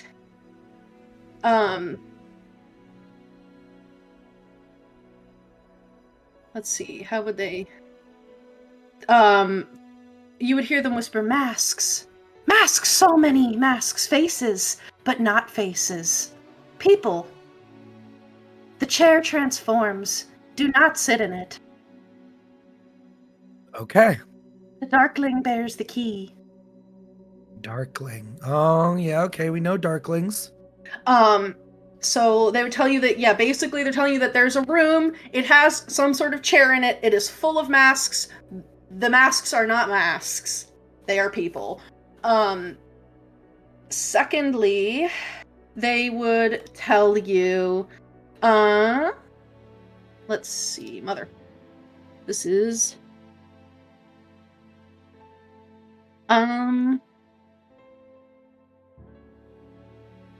funnily enough, it's like low-key kind of Shrek coded.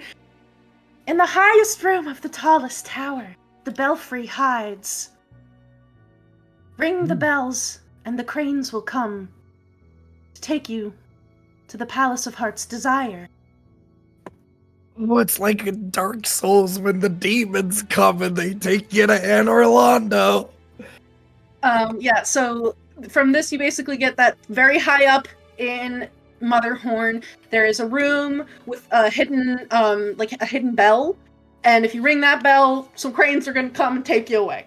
And then I think wondering how to get to the palace. That'll be really good to tell Saoirse. Right, yeah. I think they would tell you.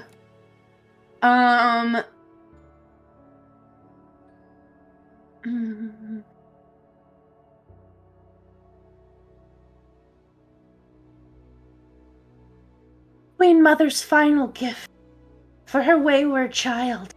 The library. The library! The library! Books! Black books. Dark books. Secret books. Kiss the frog to open the books. But beware the mummy's dust. Ooh. So that they're basically communicating to you that there is a black book, like the black books, one of the black books in a library. Unclear on what kissing the frog means or mummy dust, but I suppose that remains to be seen. That's okay. I'm wary of any mummies at this point. Mummies give me bad vibes these days. Yeah.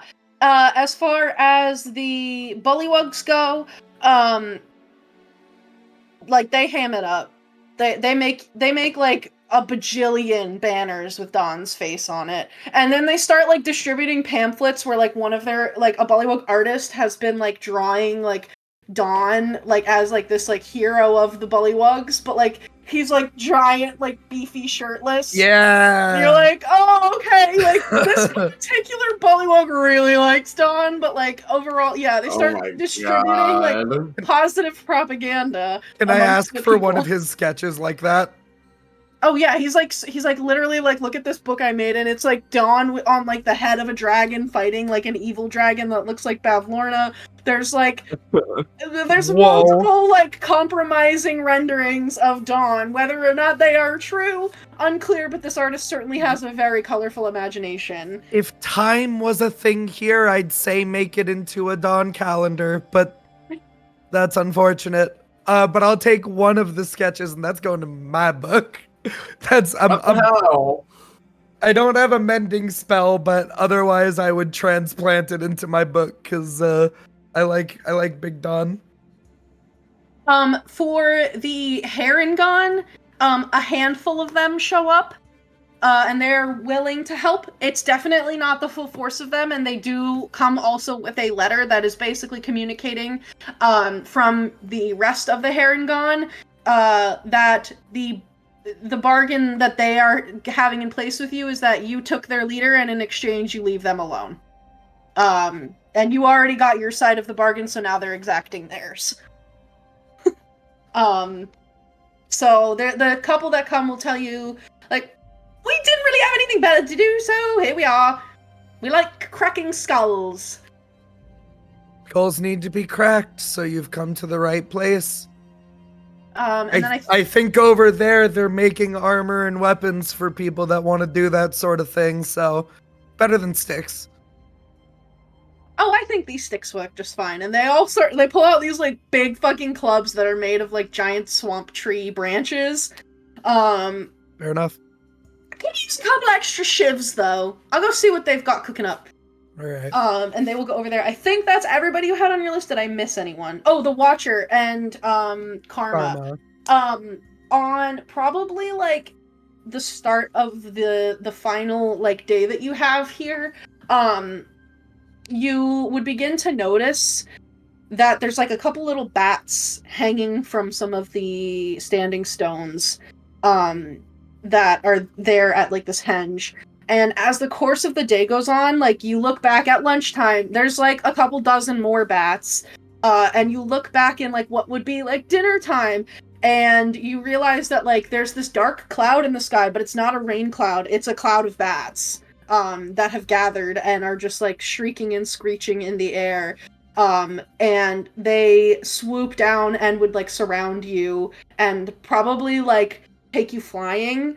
And you would hear bye guys. They take you out because they whisper to you in like supersonic like screeches that cannot be perceived by like a mortal ear.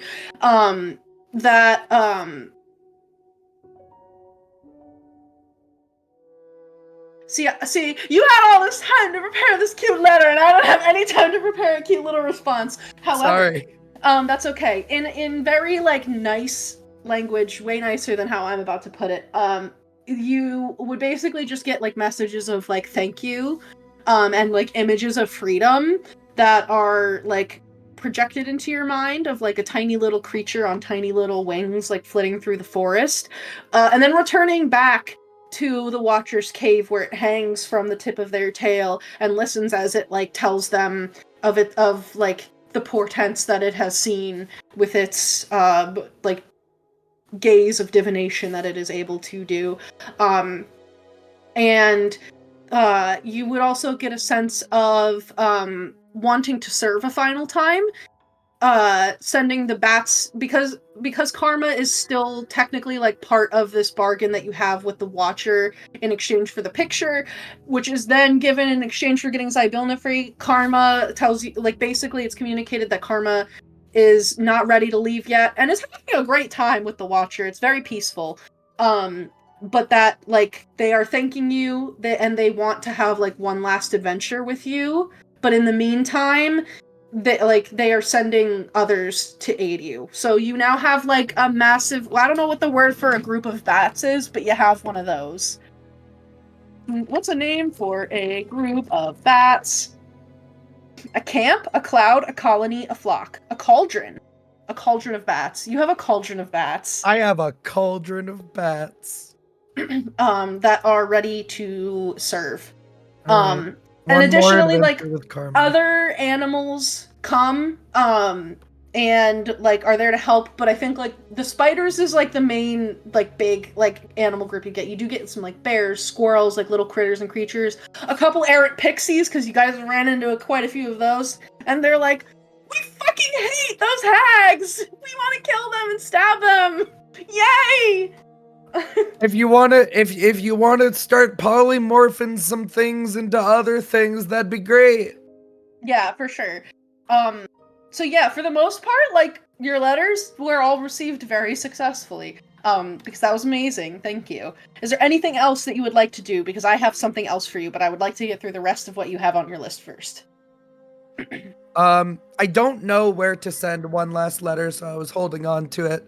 and I didn't really know who to ask. So I'm simply going to give it to our good old friend, the Wind. Okay. It is a letter to my Blade Singer teacher, wherever they are. Mhm. Just telling them who I am, what I've done, what I'm about to do, and just saying that I hope that I make them proud with what they taught me. And I'm just gonna say, Wind, just take it where it's gotta go. Yeah, so when you give that letter to the Wind, let me just, let's see. You would see that it carries it, up to the Queensway, because there are like little bits of the Queensway that are technically like in Yon before it goes into Hither. And it actually takes it up on the Queensway and like all the way down. Where the Queensway leads, you're not sure. It's probably safe to reason that To the Queen. yeah, wherever Well, she is likely where your teacher is. I Oh. think your ego's smart enough to like be like, okay. Right. Like, Well, thank you, Wind. And that's it. okay. Don't make me sad now. Okay.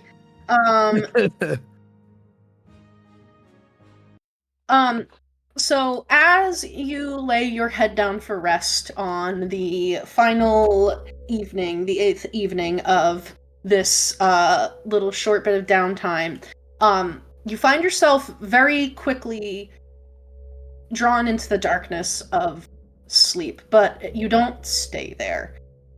Going places in your dreams is not new to you, but at this point you've gotten a sense for when you are in one of your Fey-Lost dreams, because there's usually a sense of being out of place, of being put into a situation, like basically it's like being put into a play in the second act and having to know the script halfway through. And you've coped with it decently, you know, as best as you can when half the time you show up and everyone starts crying. As you come out of sleep, you are immediately aware of the fact that this is not a Fey-Lost dream. You come to and you are on a stage that's partially out in the open with a variety of strange like beams and contraption and gears and almost like a metal cage around. And you can see little figures that are scurrying up on these like beams up there. They look like maybe like little like goblins. And all of these lights begin to move around, and slowly one by one all of them center on you.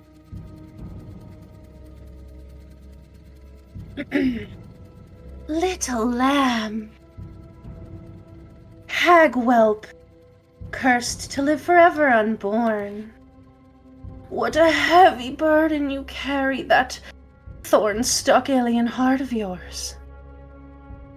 I admire your tenacity, you know. Flesh-cradled splinter left to fester beautifully until your riotous, rot-ridden birth ushers in the deliciously ugly end.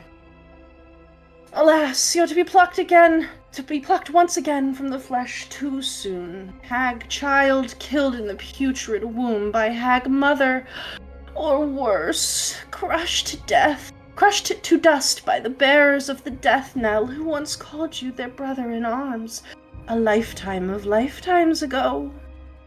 Such a pity that the bereavement-born blossom of despair is to be cut down before the rapturous rupturing, the beginning of the end undone. Oh, you poor wretch. And emerging from the shadows beyond this circle of light you find yourself in. I gotta like pull up her picture because she is like a lot to describe. Where are you, ma'am? She sounds like a baddie. That was. I I mean, like, what's 4 + 4 Like, Um, yeah. you see as this form emerges, cloaked in layers and layers of dusty, ruffled black fabric, hanging heavy upon a skeletal frame. You look at this dress that this being is wearing, and you realize that as 1, 2, 3, 4 arms open up from it, built into this dress within the rib cage of this being is a marionette theater. And you watch, as played out on tiny wooden dolls, is the story of your life. And not just your life, but also the life of who you were originally, Tom of Bedlam. And you see this little wooden doll that falls in love with another one who could only be Queen Maeve. And tragedy strikes, they are torn apart. Queen Maeve is killed, or so Tom thinks, and Tom himself is lost into this grief. And then you watch as this little ball of sadness that doll had become turns into you, and you see yourself there with a little doll that looks like your mother, and you watch your life with her in your hut play out until eventually the carnival comes. You are plunged into that Fey chaos. You return home, find yourself drawn back into the Feywild on accident, and there is just chaos and confusion. And when you return home, the little marionette that represented your mother is gone, the hut is empty.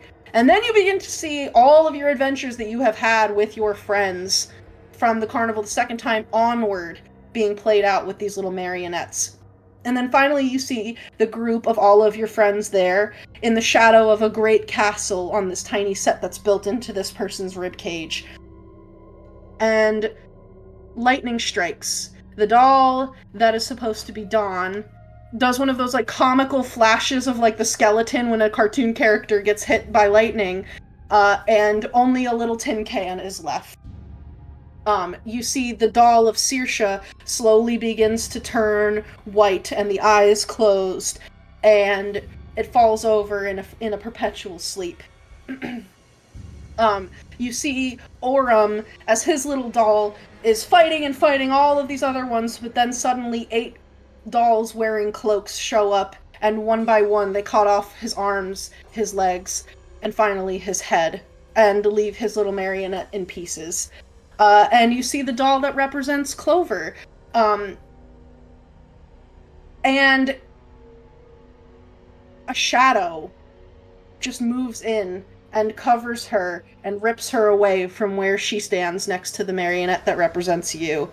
And the little marionette that is Ego kind of looks to the left, looks to the right, sees that all of their friends have died, falls to its knees, collapses, and suddenly exploding forth from it is just this ball of thorns that begins to slowly spread and stretch out and consume the corpses of all of the companions around it until there is nothing left but bone.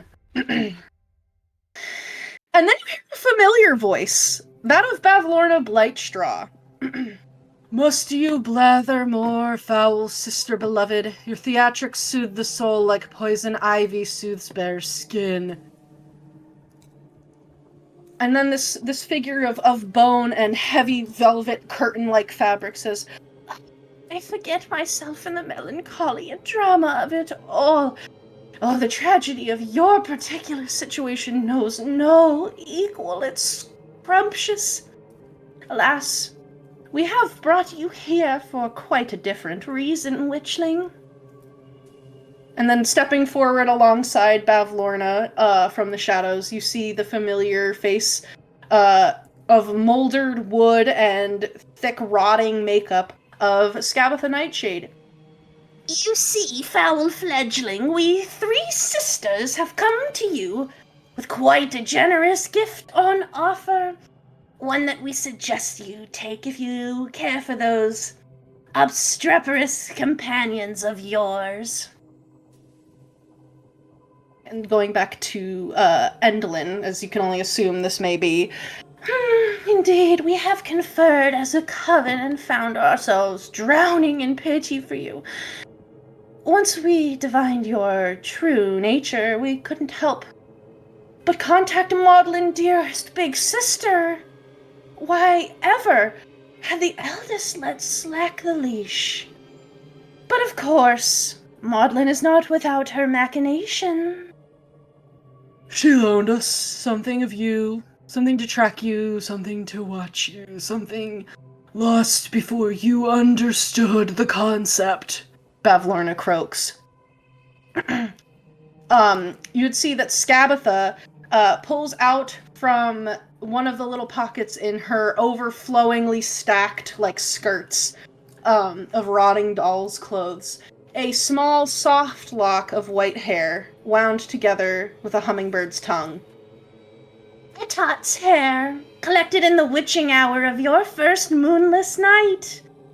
The only part of you taken before you knew the value of such things and could choose whether to give it. Particularly potent for divination. And it is on offer, Endelin says. Of course, we are meant to return what was borrowed to eldest sister. But what's a bargain without a loophole? Though treachery taken, this hair is still yours. If you were to happen upon it while we three were unawares, well, we never agreed with Maudlin not to have this token reclaimed by its rightful owner. And they look at you expectantly. The offer, you sisters three, that you present to me is most generous. How kind.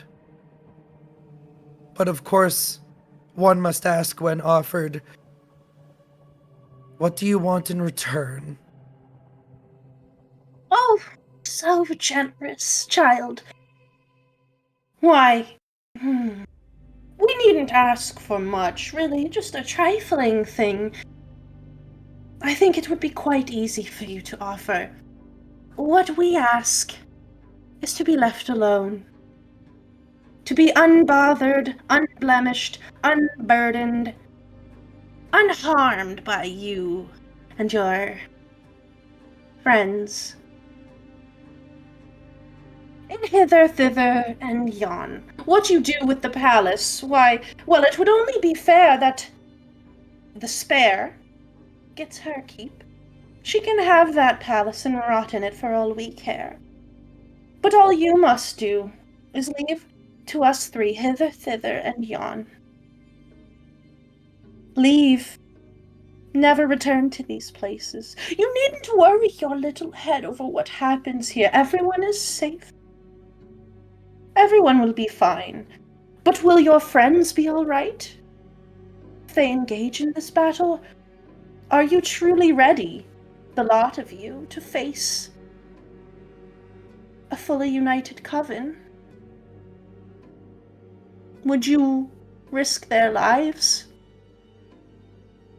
for such a trifling thing as what? Your own pride? Oh, darling. Surely a witch knows better than to be prideful.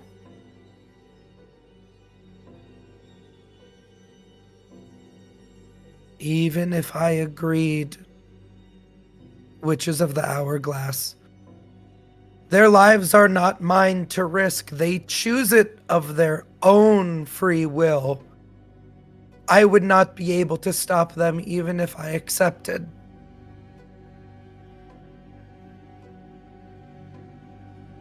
And that is what you misunderstand, because this is not merely a bargain between a hag and a mortal, but a bargain between a hag and a hag-to-be.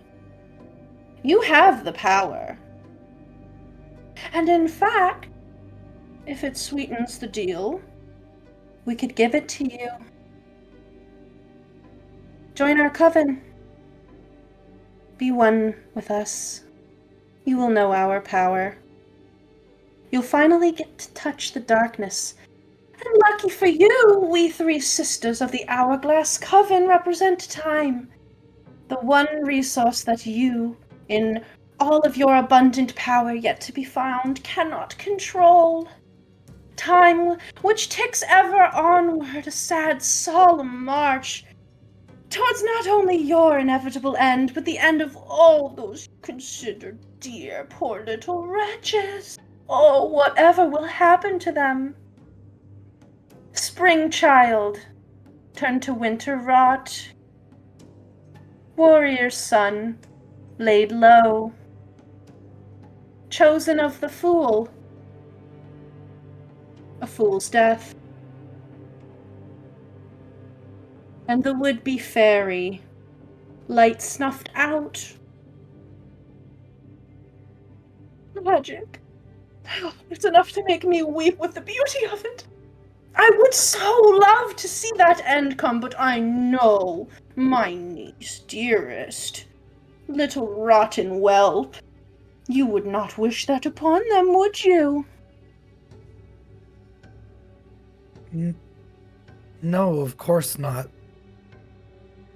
We may not always see eye to eye, but I've seen in each of them that their hearts are good, and mine is not. Oh, well, you're half wrong there. At least you're aware that your own heart is a rotten husk in a worthless flesh prison. But don't worry, we could see to it that that prison is at least locked forever. You see, Mad Maudlin, eldest among us, may be the most powerful, but she is lacking one crucial component. A coven. You cannot have a coven with 2 witches. You must have at least 3. And regarding the hearts of your friends, do you really think, if the bargain were sweet enough, that they would turn it down for pride? And you can see that Endolin raises her hand, and coming out of the stone is a wooden marionette that looks suspiciously like Clover's mom. And you can see that she looks at you with sadness, and her wooden jaw hangs slack and clacks as you hear her voice, strained, cry out, "My daughter! Give me my daughter!" And then that marionette returns back to the stone. You see several of the stones start to rise up. In fact, probably a lot of them, as dozens of satyr marionettes rise out of the ground. And you hear them chant in unison, "Save us, Dawn! What's going on? Why would you abandon your family?" You see a vision of spring, set pieces that slowly slide into place all around you. And then all of the spring flowers, just before they can burst into bloom, wither and die. And you hear the west wind cry out, "Daughter, why have you abandoned spring?" And then finally, you would see more marionettes rise up out of the ground. Sorry, I see the chat. Oh no, this happens every time Ink and I are getting crazy. As I'm with you. this set dressing of a veldt, the savannah, comes up, and various Leonin individuals, represented as marionettes, as well as a Kenku, a Minotaur, and a Tabaxi rise up, and you hear them all cry out for help from Aurum, saying, "We need our leader! Why would you abandon us now? What are we going to do without you?" And they all fall down. And then Endolin would turn back to you. "Do you really think if the things that your friends actually cared about were in danger, that they would choose you? Rotten Deathbringer? End of the world? Why would they choose family and familiarity over one so alien, unwanted, unloved as you?" There's a lot of people relying on them.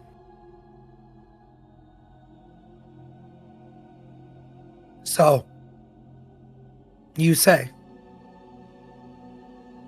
you'll return what I had given without knowing I was giving it, You'll keep my friends from being harmed, and you'll give me the power and the answers I need for the curse that I have lived for lifetimes upon lifetimes.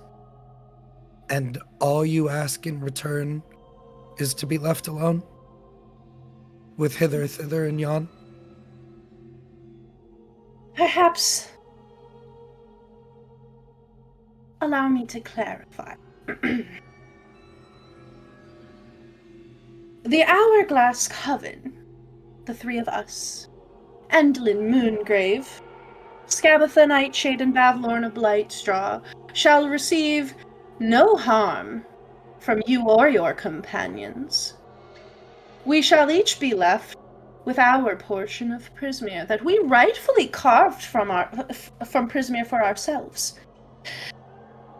You will leave us with that. You will leave us unharmed. You shall not visit hither, thither, and yon ever again. You will go from this place, the group of you. Leave us to what must be done. And in exchange, this, your first baby hair, shed shortly after your birth, will be returned to you. A spot in the Hourglass Coven offered to you. The knowledge to resolve your curse, well, we can bring you to our mother, Baba Yaga, so that you may ask her for aid. It is not a curse that we created, and so while we may be able to halt it indefinitely, if you wish to resolve it, why, Maudlin could help. Or Baba Yaga.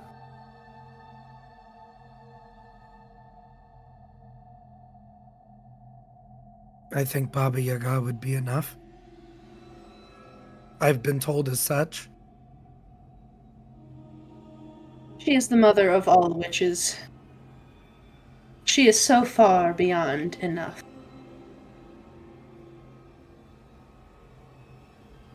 I've wanted for a very long time to finish my transformation. And how horrible that your mother would lead you to believe that you could transform with that curse in you. Truly, the most cruel of deceptions, but if you speak with Baba Yaga, she could take it from you. She can do anything. The mother of all witches. You would be hard-pressed indeed to find one who can tap into such a deep well of power as her. And from there, who's to say that more teachings will not follow? Perhaps a new pupil, a new daughter. As well as that went for the first adopted one that she took in, frozen in her castle forever.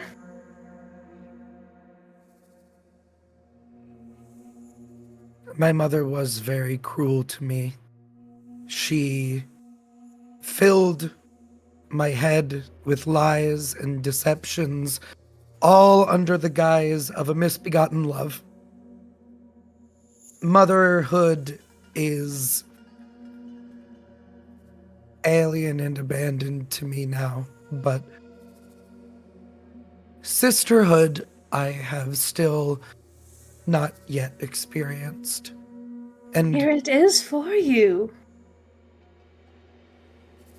And for all the lies that my mother told me, there are still sometimes some things that I wonder if they were true.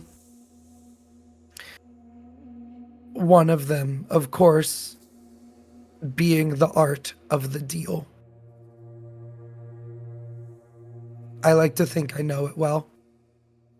Now, even in my, some would say, youth, which I think is funny. And from what I can tell, in my very limited experience, to present a deal that offers so much and asks for so little, where Right. the scale is tipped.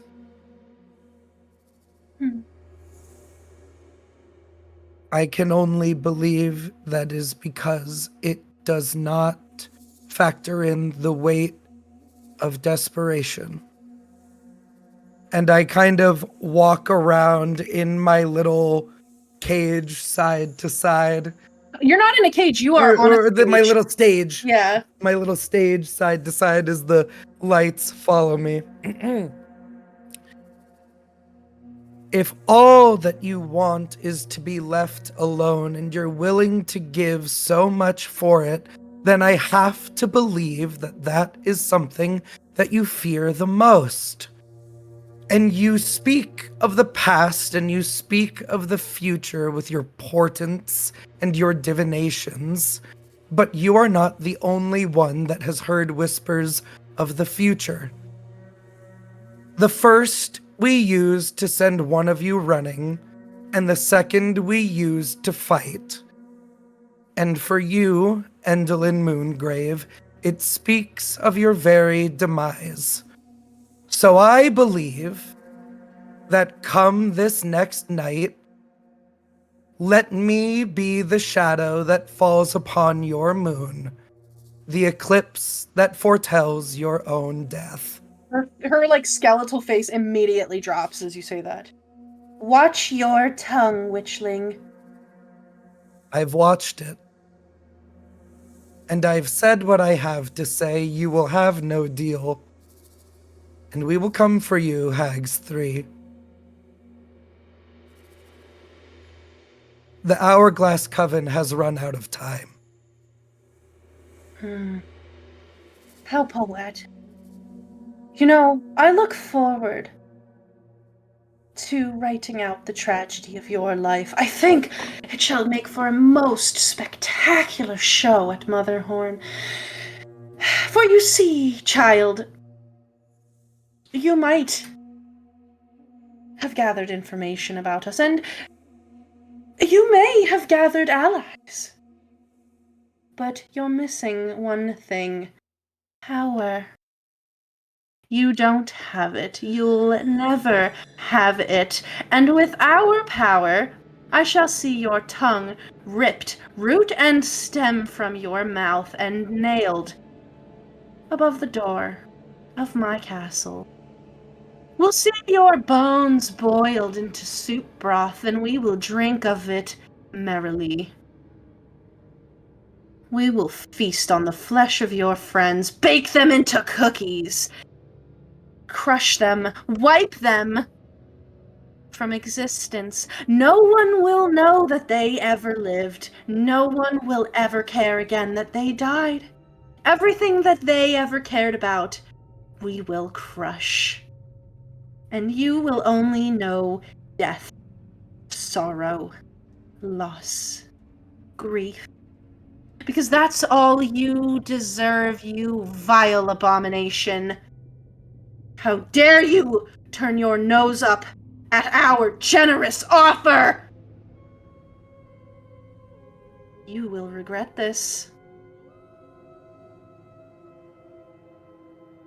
I feel so sad for you, Hags 3.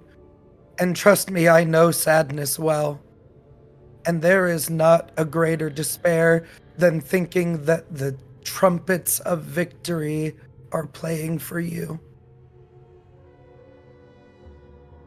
It will be a celebration of your defeat.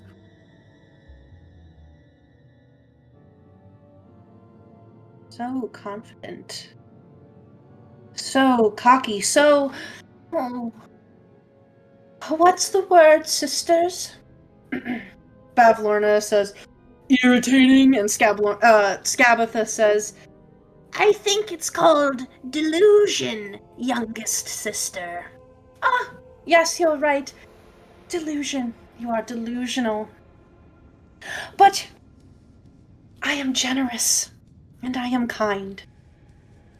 And although we will keep this piece of you, and watch your every movement as we have been since you got this little idea into your head that you would lead an army. Oh, I'm not normally one for comedies, but that is the greatest one I have ever heard. Well, we will keep this. We will watch you. We will send word to Mad Maudlin that you are here. And I think the gift that we will give you in our endless generosity that you have spent is a show of power. Sisters! And you can see that, they each, like, reach out and hold out their hands, and, like, this dark energy begins to, like, bubble up and, like, overflow from each of them. For Scabatha, it's, like, swamp water just, like, splorching out of her palm, and for, or that's Bavlorna. For Scabatha, it's almost like wood ash that's just crackling, but all black. There's, like, not a single flame. And Endolin, like, you watch as this dark power begins to, like, surround her, almost like the negative on, like, how light looks. Like, it's just this, like, dark light emanating from her. And she holds up one withered, crooked finger, points it at you, and says, "Die." And you watch as this, like, sickly beam shoots out, hits your body. You feel yourself turn to dust, and then you immediately wake up. Oh, I wake up with such a start, and there's like a moment of like deep, heavy, fast breathing. As I like feel myself and make sure that I'm not dead. You're not. And I get filled with so much anger that I delve into. I look around. I take my mother's scissors and I reach into my bag and I take out their hag's eye. Uh-huh. And I say, "You don't get to see what comes next." And I stab it with my mom's scissors. Okay, roll, oh my god, okay. Let me hold it. Oh boy. Okay.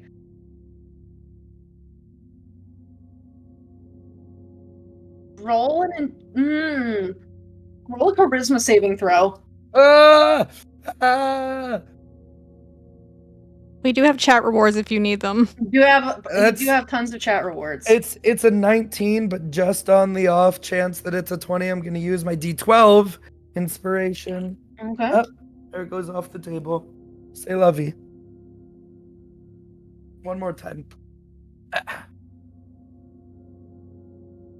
There we go. Well, what do you know? It's a 1, so it is a 20. Okay. And that's good because that was the DC that you needed to get to be able to do this. So you take your mother's scissors, which are like kind of like your version of an Athame ritual dagger, and you stab it into this eye. Immediately, like, you are thrown back, like 20 feet in the air. And accompanying this rush of energy, as it just like blasts you off your feet, is the combined screeching screams of 3 hag sisters. Immediately, like, the necklace drops to the ground, the eye shatters, and turns into hourglass dust. And you can hear the faint rushing of sand through glass, and then gradually it fades. The hag's eye is destroyed. Oh! Ugh.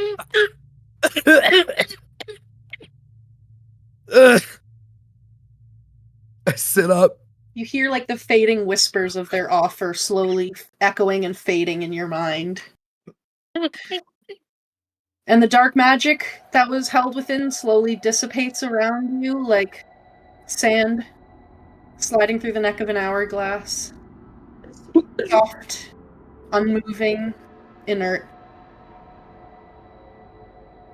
Oh. I have no idea what hour it is, but I'm definitely not getting back to sleep. I pick up my bag. I pick up my spell book. I pick up my sword. And I put on my little froggy armor over my spider dress. Get ready to go to war. Hell yeah. And with that, we're going to take a little breaky poo here because that was a lot. So we'll take like 5-7 minutes break and we'll be back and get things wrapped up. Yeah.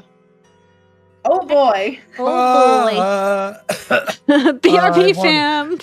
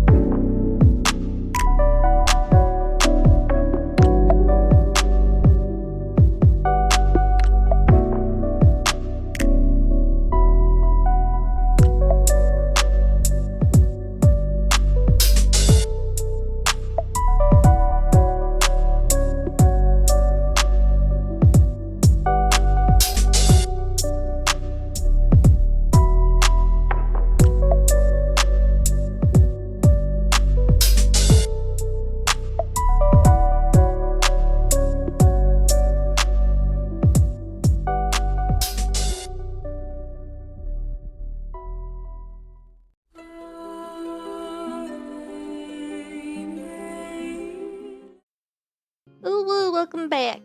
We're back! And we're gonna get right back into it.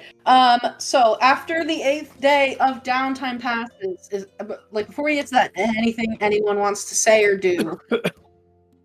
I get them to make me an onyx faceplate to click onto my horns. Hell yeah. They can make it look like whatever you want it to look like. I just want it to be like angular, right on the face. But I want my mane to still be. Nice. Very spooky. Yeah. I arrive with some of our bullywug generals to present our war banner to Don. Yeah, so Don, Ego and some of your bullywug generals come up with this like large bundle of cloth.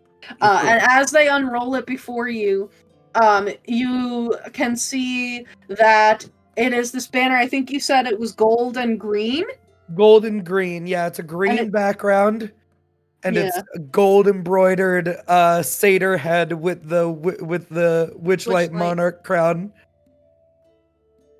It bears it's not a striking resemblance, Don. It's literally you. The bullywugs put you onto it, and they're all looking at you with like their big like wet eyes. Like, do you like it, sire?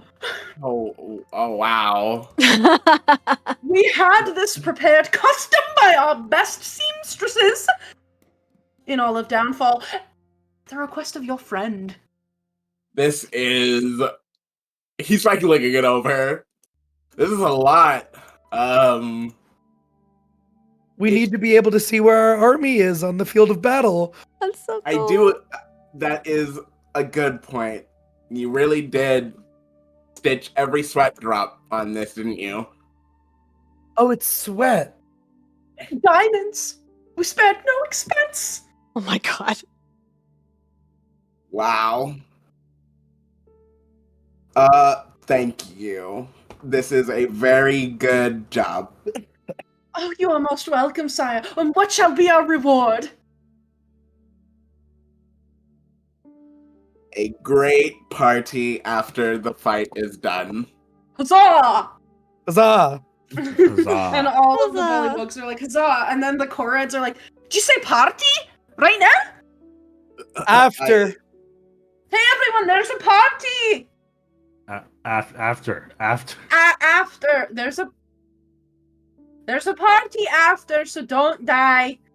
That's fair. And, like, everybody's like, you know what? Hell yeah! It's motivation. It is motivation. It's literally what we sold every single group of you on to get you here in the first place. We're taking someone else's castle, guys. Like we get to party in a castle. Yeah, Oh my god. we get to party in the Party in the castle. castle. Yeah, trash the place. Oh, One no. of the Briganox is like, I had a castle once! Oh no. It got stomped on! It was on Yeah. a Dead beach! castle. Sandcastle. I could never look at the ocean again! Oh Oh. oh no. Oh, can somebody get him can someone get Save him the out of here? tears for He's- the party. Don't get him out of here. He's kind of ruining the vibe. Yeah, a Korid comes over and like picks him up and is like, do you want to talk about it? Let's go talk about it. Like, they go off and talk about it. Okay. But yeah, after the 8th day, you have, oh, go ahead. I don't know if this is relevant or if it's even gonna help. I feel like I've had a fever dream, but didn't Clover in one of her dreams meet a centaur? You did. Do I remember his name? You probably do, but allow me to sift through the vast archives of my Sorry. own memory and definitely not look it up right now. Ah, Sagittarian, you have returned. Oh no. Winterbow. Oh. His name was Winterbow, and you remember he was like an elderly centaur that had been left behind when the mists rolled in. The rest of his clan fled, but he couldn't keep up with them, so he was trapped in thither. Yeah. Could not be me. Yeah, I don't think he doesn't look like he's still able to battle, right? Like he's retired, isn't he? I mean, he's aged. He's old. He moves slower. But whether or not he is a fighter, I think you would probably have to ask him. But I think he had shared with you, like, he told you to go to the unicorn at the Wayward Pool. He told you, I think he was the one who told you that her name was Lamorna. He did, yeah. And he kind of, like, helped to give you the layout of thither. Didn't seem like he was a fan of the hags. It kind of separated him from his clan, but he was also like, I wasn't strong enough to keep up. So. Okay. Well, I guess, like, a couple days after I get my magic back, I would send him a message to just let him know when the battle is happening, and you're welcome. How are you sending him a message? I have the sending spell. Oh, okay. I took it instead of tongues, because I was like, why did I take tongues? Well, I don't guess remember. you could find a messenger amongst all of the... That like, too! Ego is able to do it. You can send a messenger. He'll show up. Okay. He'll also... Actually, if you write to him and you, like, explain, like, I guess you're just, like, explaining the situation, being like, hey, if you want to help, come help. Yeah, because, he helped me, but I know he's not a fan of the hags, so it's like, well, if you want to help with that. So he would show up. It's probably going to be, like, truly, like, the 11th hour, like, as you guys are departing to go, like, everything is beginning. He will, like, show up. He actually has with him, at first it looks like he's carrying, like, a pile of, like, burnt wood on his back, but then you also recognize this as the burned dryad that you had spoken with in a dream, who at first had thought you were an agent of Scabatha Nightshade. Right. And you can see that more of, like, the wood that is her body has burnt away, and she's really only, like, half there at this point. Mm. She's missing, like, an arm. Part of her face is just burnt away, and it's just, like, raw wood. And she's just covered with, like, burn and char. But following behind them, there are, like, there's, like, a small horde of awakened shrubs that are just, like, slowly, like, crawling on the ground with their roots. But they'll show up, and the dryad, she would tell you her name is Meadowleaf.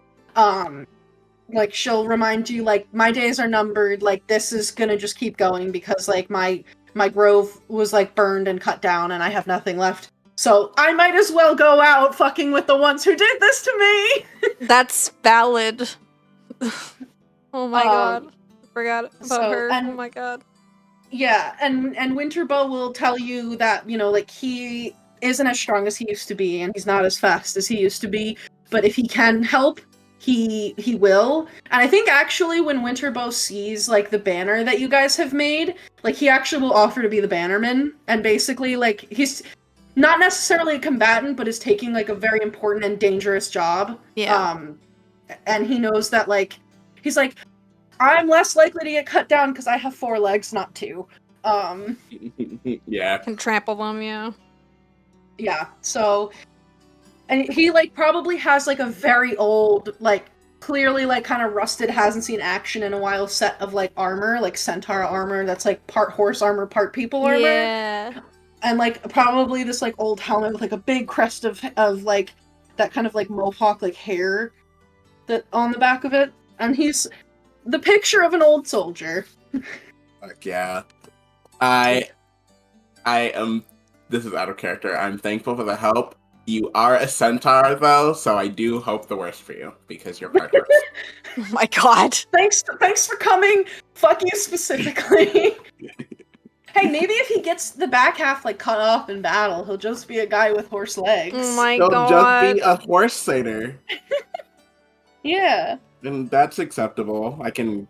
Satyrs are allowed around me and my family, but centaurs are not. Cool. So, anything else? No, sorry. Okay. No, you're good. Don't say sorry. So after the end of the 8th day, the time has come to, like, finalize your plan of action with all of, like, the leaders of the various groups that you have assembled here.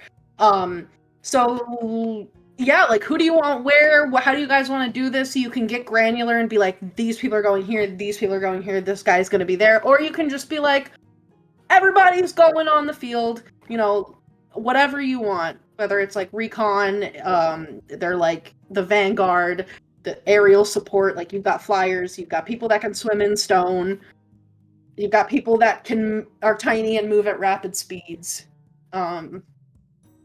What's the vibe? They are all looking to the group of you, and the weight of leadership hangs heavy in this moment. I mean, I guess it's time we kind of let them know what we're doing, right? Mm-hmm. Basically, Yes. right. It's just send most of them basically at the front gates, but any way they can find to get in. I feel like, if you can just Surround swim them. through stone, just go through the walls. Yeah. Take an aerial approach and, I don't know, drop. It feels like a bombs rush them if on you all have 'em. directions. Yeah, just rush them from every direction. Make sure that, like, every avenue is filled with some person that hates them. And we're gonna sneak in through the secret entrance. With the Blink Dogs, the Pixies, the children, and Juniper, and Black Donald. And Black Donald. Black Donald Cha- to be called upon once we are inside the Team castle Chaos. to wreak havoc. Yeah, Team Chaos is secret tunnel. We are going to have I say let's put some Briganox on Peritons so they can drop stones on people.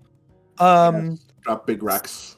Some bullywugs in balloons, other bullywug knights in the front line. And they also have like pet alligators and like Oh my god. giant toad steeds, so they can hop into battle on those. Yeah. Corrids are the main force. I would say, if a bear or a stag that's here says it's okay, Corrid leaders, you guys can hop up on those guys. Look real cool. Giant tree. Giant Bash the children walls. house. Okay, so Little Oak is. Let me battle plan. I gotta make a new page in my document. Little Oak is going to be big battering ram. Yeah. If that front gate don't open, it will. And make sure no one destroys the tallest tower in the castle. I need to find a bell in there. Okay. So Briganox on Peritons, just like dropping rocks. We got Correds like ambushing up through the stone. We've got some bullywug pilots in balloons dropping stuff. Bullywug knights on giant toad / alligator back. Then we've got secret tunnel group. Secret tunnel.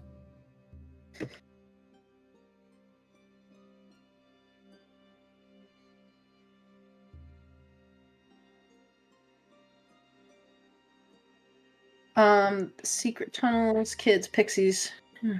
And then all of the animals just going for anybody that's not an ally. Yep. Mm-hmm. Yeah, rip it up. Hell We yeah. show Juniper all the way to the hags, and we say, "Those three, pray." Right.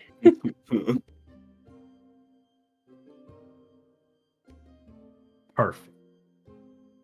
Okay. Oh, Mr. Stump at the front. Mm-hmm. Mr. Stump at the front of the action. Mr. Stump at the front. If you send him to the front, then Elmer and his dog are also going to go to the front. But his dog's vicious. He's gonna kill Wait. some people. Hold on. Are the shrubs up there though? Okay, so we'll do Meadow Leaf is like, I want to be at the front. Okay, Like, Mr. She Stump. specifically is like, put me up there, coach. Mr. Stump hates shrubs. Remember, so There he goes. he can't. Oh. He can't go to the front. He's Well- he's gonna be in the back. Well, what if she is like a side contingent that just comes in from the side? Okay. Yeah, you I pinch think it. I think that Mr. Stump should be in one of the balloons. Is that crazy? Mr. Stump should also be in one of the balloons, and he should throw himself off and splatter people with his giant tree trunk body. It's like either that or assign him a Periton that drops him on people, picks him up again, and continues to do it.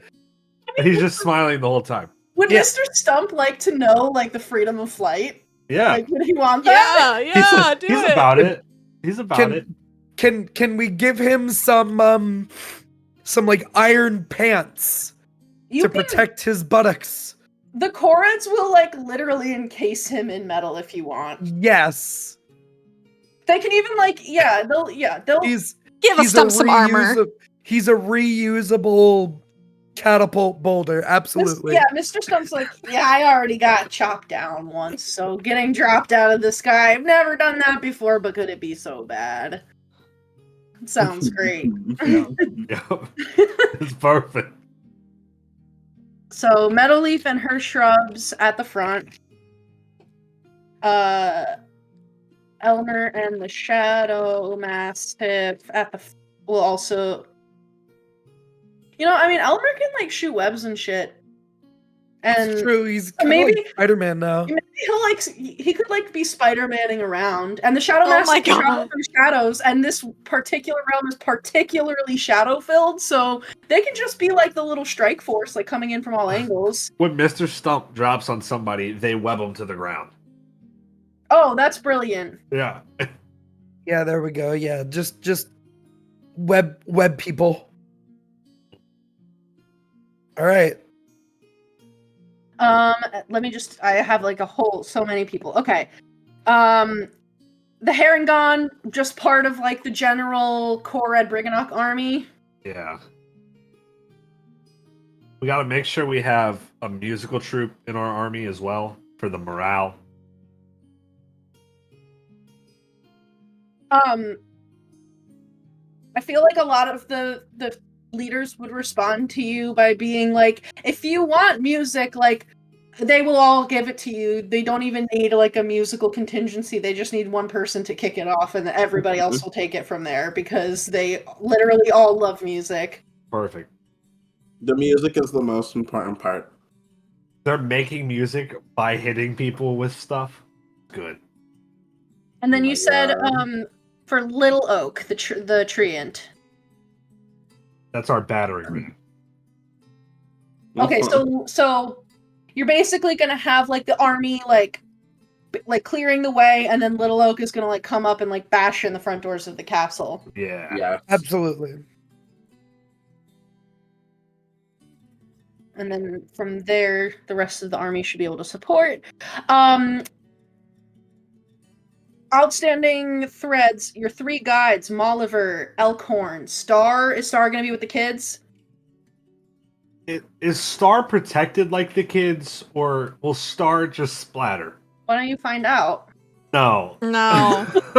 No. Shouldn't have No. said that. Star's not coming. You're gonna make Star cry.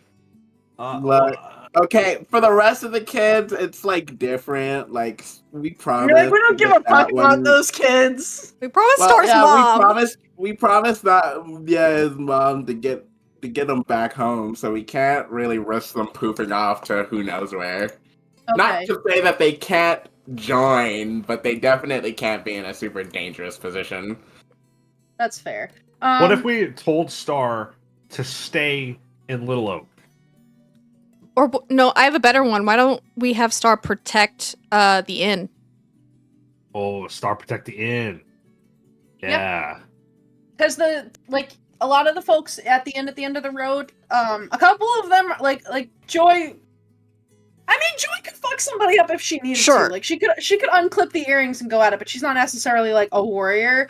But yeah, like Sue will tell you that like she can keep an eye on Star, and Star can keep an eye on the inn. Do you want the inn kind of as like your backup reserve, like medic, almost like your medic tent? Yeah. That's our Okay. retreat. Okay, so inn at the end of the road as medics / support. You know what? What? Where's what's his fuck in all of this? Who? That's such a who? Who? Which Sam. one? Where's Which one? Sam? Oh. Sam's just Where the gonna fuck is watch, Sam? baby. Sam seems like he's the type of person that would love this. Do you say that out loud? Yeah, where's Sam? He would love. Wouldn't he love this? Like, isn't this his whole thing? I'll have you know I was using the bathroom, but if a man can't take a shit, then I suppose I'll prairie dog it back in, and here I am. Oh my god. 8 days? 8 days? I had a lot of pie before this, alright? There was a pie festival happening in the Autumn Court, and I couldn't help myself. I mean, that's okay if you take only one every couple centuries or so, I guess.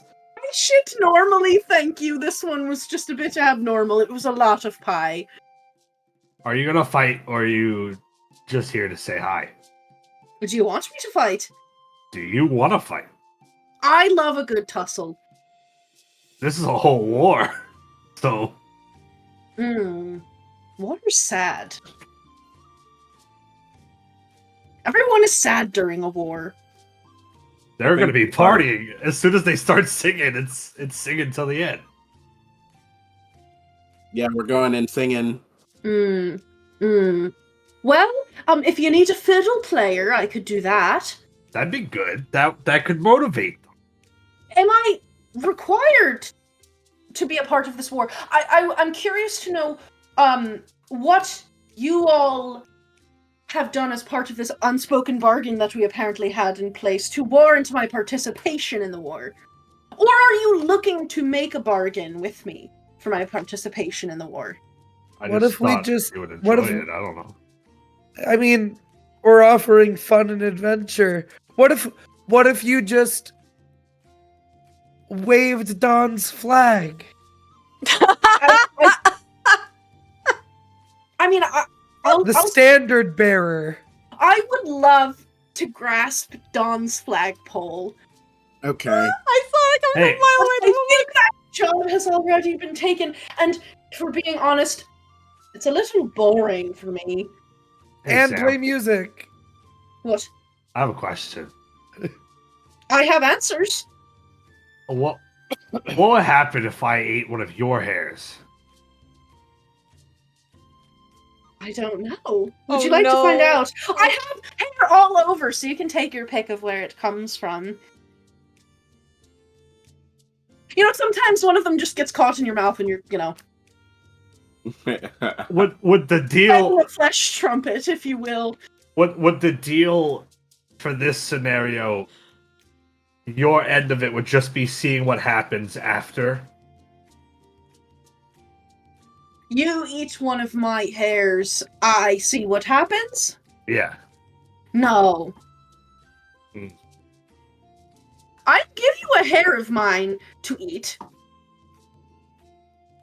But in exchange, I want you to be my friend. Oh. That's literally Clover's reaction. Like, oh. Would it just be wonderful if you and I were friends, comrades, brothers in arms, buddies, What's the Platonic terms? partners? The terms is that you have to be nicer to me. You're so mean. I have so much information that I could share with you, and yet, as I was saying to your friends when we met, actually not very long ago, I have all sorts of information that I can't share with you because you won't think I'm telling you the truth. And really, I'm on your side. If I Wait. wanted to be your enemy, I could just walk up to that castle right now, pledge myself to those rotting, crusty bitches, and see you undone.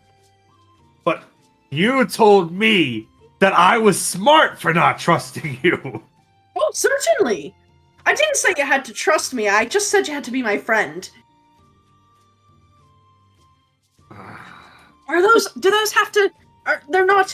They can't be separated. But just because I would be your friend doesn't mean I have to accept any of your other offers. No, certainly not. You'd be my friend, not my bitch. I suppose, to be more specific, in light of making a proper deal, it's not even so much friendship that I'm looking for as I am your openness. I won't say trust, because I know that that is hard won and rarely given, but open-mindedness towards me and the things that I have to say and offer. Because I think you'll find that of all of the ever infinitely powerful archfey that exist here in the Feywild, and there are a lot of them, there are very few who have the information that I have, and who would be willing to share it with you. However circuitous that sharing may need to be because of strange laws that have been put in place by others who are quite powerful. I'm going to be honest. The only reason I don't like you is because you use my friends a lot. So. Yeah, I do. That's not an inaccurate observation to make. Do you not use your friends at times? You may call it friendship and taking care of each other, but really, is it not just the mutual using of one another? Does Clover not use the group of you to assuage her loneliness? Is Ego not using all of you to feel a semblance of... Well, I guess humanity... Humanity is a very narrow word. But to have a sense of personhood that is not monstrous. Are you not Ego's refuge from their impending doom? And Dawn, well, I think being around the rest of you makes Dawn feel very good and very normal. I think there's a difference between helping your friends and using your friends. But where's the line? Where's the threshold? At what point on that fragile scale do you teeter beyond friendship and into the realm of using? I think that question is something you have to discover, not something that I have to question. Well, clearly you are questioning it in me. I am, because do you know yourself? You don't. And that's why you mistake us helping each other with us using each other. The failing of an immortal being, what can I say? Being an archfey grants me a great many powers, but understanding the mortal mind is not one of them. You have me. You've got me there. You know what? Just because you actually let me win this argument, I'll be your friend if you let me eat one of your hair. We're not arguing, we're having spirited debate.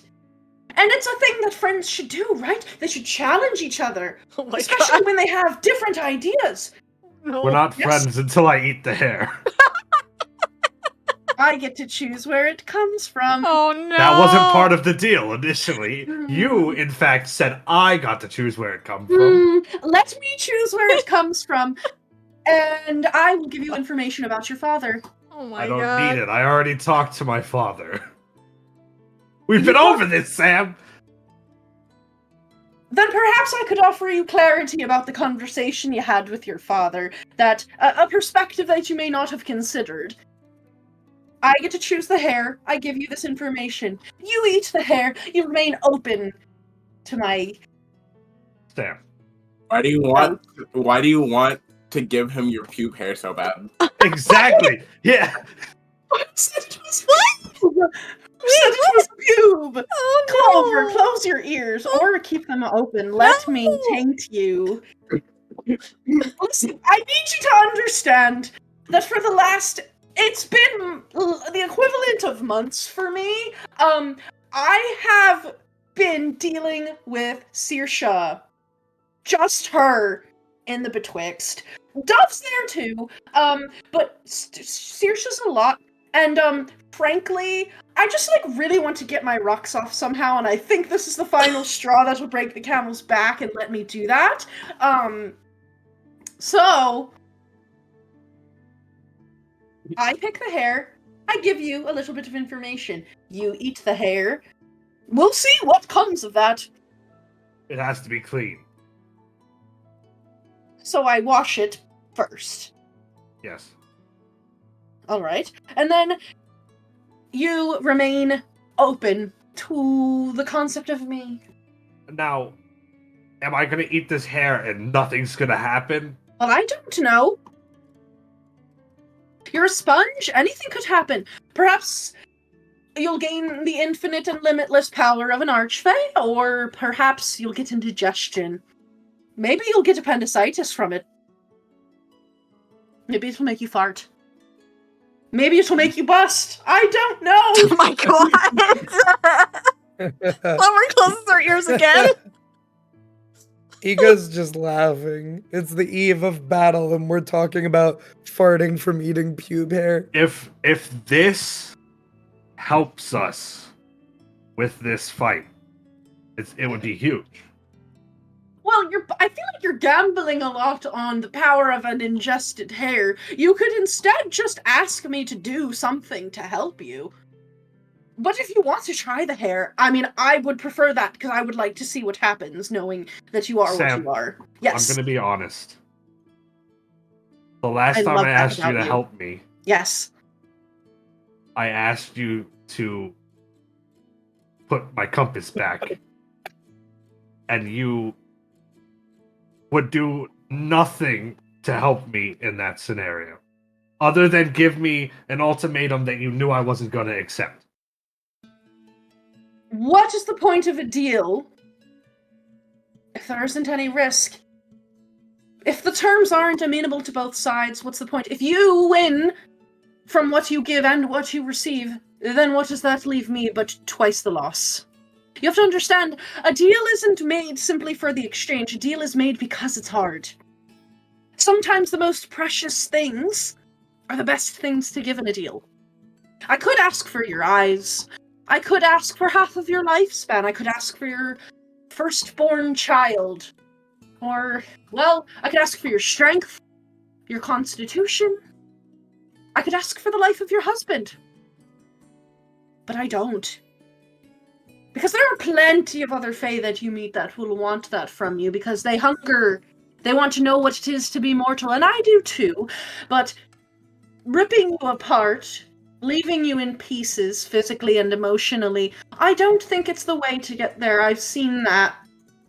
Don't like what comes out of it. Would much rather get to know the you that you are whole. But how can I get to know the you that you are when you are whole if you are not willing to make sacrifice? Perhaps that is the gift that I learned from you, that you are not willing to give in order to get. You're not willing to take risks. If that's the case, so be it. But I will need to consider what I give on my end in exchange. Because if you are not willing to give up that which is of value to you, then the same could be said of me. What is the Feywild if not a reflection of your feeling? And if you are guarded in your heart, then I shall be guarded in mine. Simple.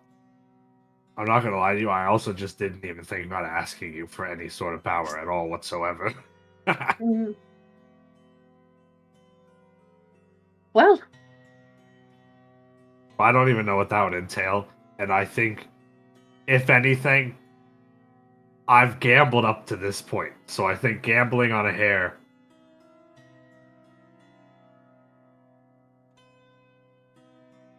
That's what you want to do? could be worth it. Could be worth it. If that is what you'd like to do.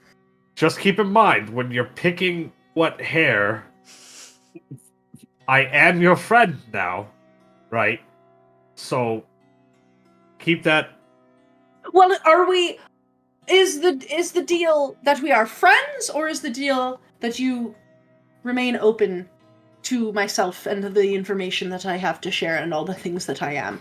Because those are also very different things that you're asking. That's true. Now I'm confused. Which one did you want? Buddy.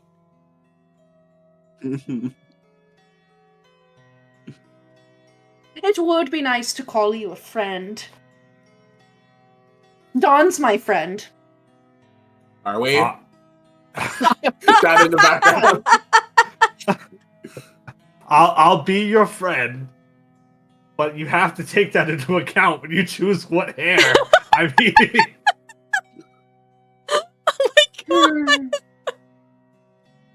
All right. Then, in exchange as my friend, I need you to understand that it's not in my interest to see the lot of you harmed. Keep in mind that not only are you all my friends, but Don is my first champion, so it behooves me to see him kept safe. Hooves. Unintended. And you, well, keep in mind where you gained this spongy little power of yours. It wasn't in the Summer Court. It wasn't in Tirnanok of the Gloaming Court. It was in a Fey Mango. It was in the Betwixt. A Fey Mango grown in my domain. So, whether you like it or not, you have tied your fate to mine. And my fate is tied to yours. So trust, in time, if you can find it in your heart, to do so, that my goals and the harm of your physical and emotional beings are at odds. And so, if we are friends, I can ensure, to the best of my ability, that you go... Well, I can't stop you from all harm, but, like, if you were gonna... I could probably come in and help there. Are you friends? I don't know why you're still talking to me. I agreed to being your friend. I don't...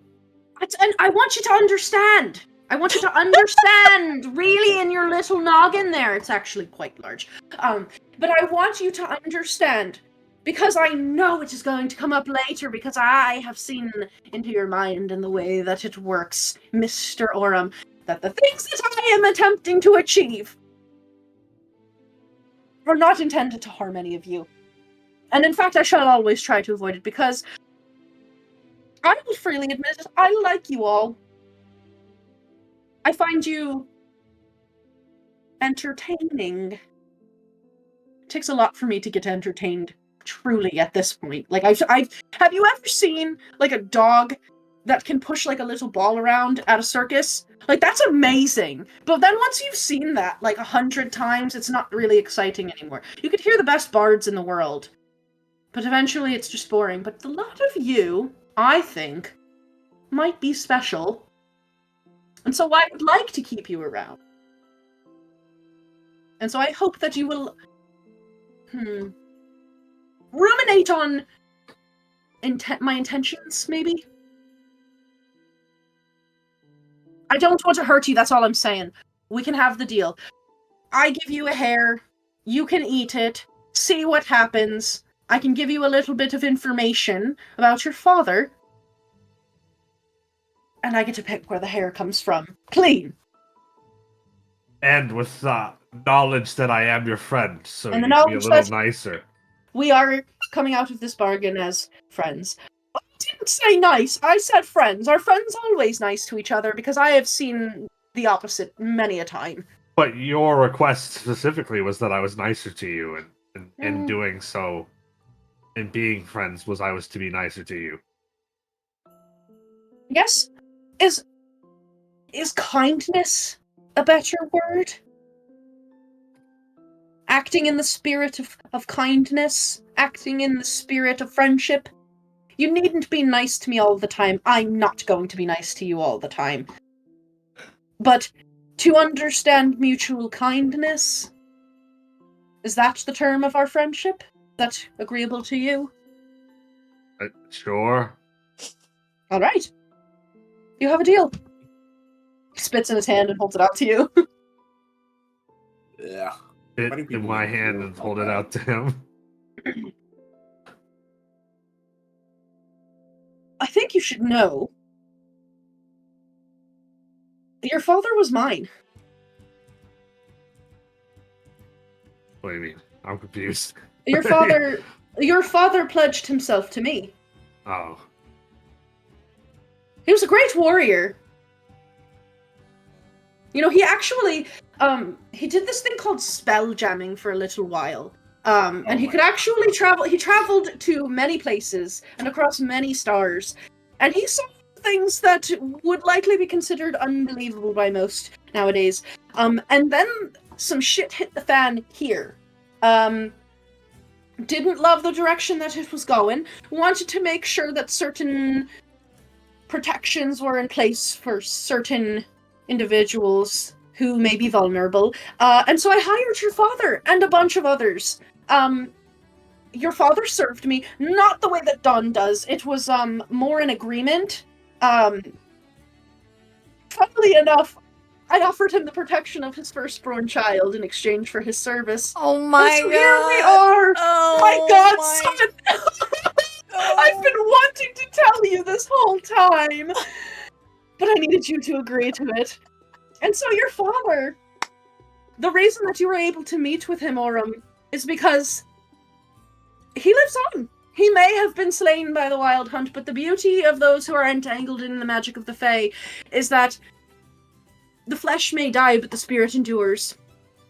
He came to the Betwixt, and that is where his soul rests. And that is why you were able to meet him. That river and that lake that you like to visit, mine. The place where you visit Hold your on, I soul. thought that was mine. I thought that was my river. Oh, It's like- child, you crossed the stream to get to my party. I'm shocked that you didn't recognize it. I thought that was like my magic potential. A firefly-drenched forest at twilight with a softly burbling river that sings like faint music and a placid lake. If you had explored a bit further in the other direction, you probably would have found me wiping me arse or something. Oh my having God. a snack, busting a nut. I don't know. But your father was mine. Your father was a warlock. Like her, points to Clover. Your father had magic, even if he What? didn't show you. A warlock spelljammer? What the fuck? Yo! Also, thank you for the raid! Hey, there's a Welcome. raid, thank you!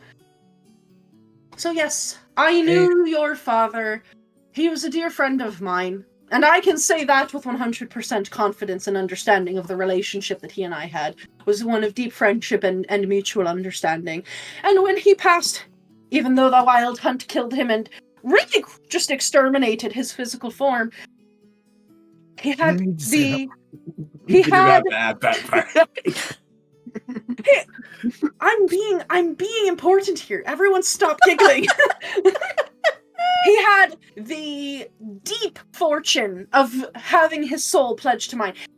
For most who are slain by the Wild Hunt, so that you understand it, they are not just killed physically. They kill the soul. They harvest it. They take it. Yeah. Unless Was that soul that- is claimed. I know that. Yeah.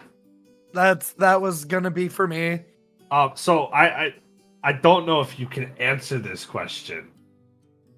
Why did they kill him? Because they were on the opposite side of a war. And if there's anything to know about the Wild Hunt, is that once they have their quarry in mind, no matter what space or time passes between them, they will eventually catch them. The best thing that one who has come within the crosshairs of the Wild Hunt can do is pledge oneself to some sort of entity, or otherwise shield their soul. A phylactery? Liches? Great idea! They can't actually kill you that way unless they find your phylactery, which is a lot harder to do than finding your body. Warlocks? Paladins? Really? A cleric? Anybody? Yeah, CEO, I can see that you have a question. A war between who? I cannot divulge. Consider Sam. it the best way that I could describe it. This is the situation that resulted in Dove's family Oh. and Okay. coming out of it. Also, was the curse laid upon Saoirse. But consider it a war between the old ways and the new one. And if he was on one side of the war, does that mean you're on one side of the war? I am on no one's side but my own. Or But for your father, yes. A warrior of the old ways. oh, for some reason, I thought the Wild Hunt was going to be the ones for the old ways.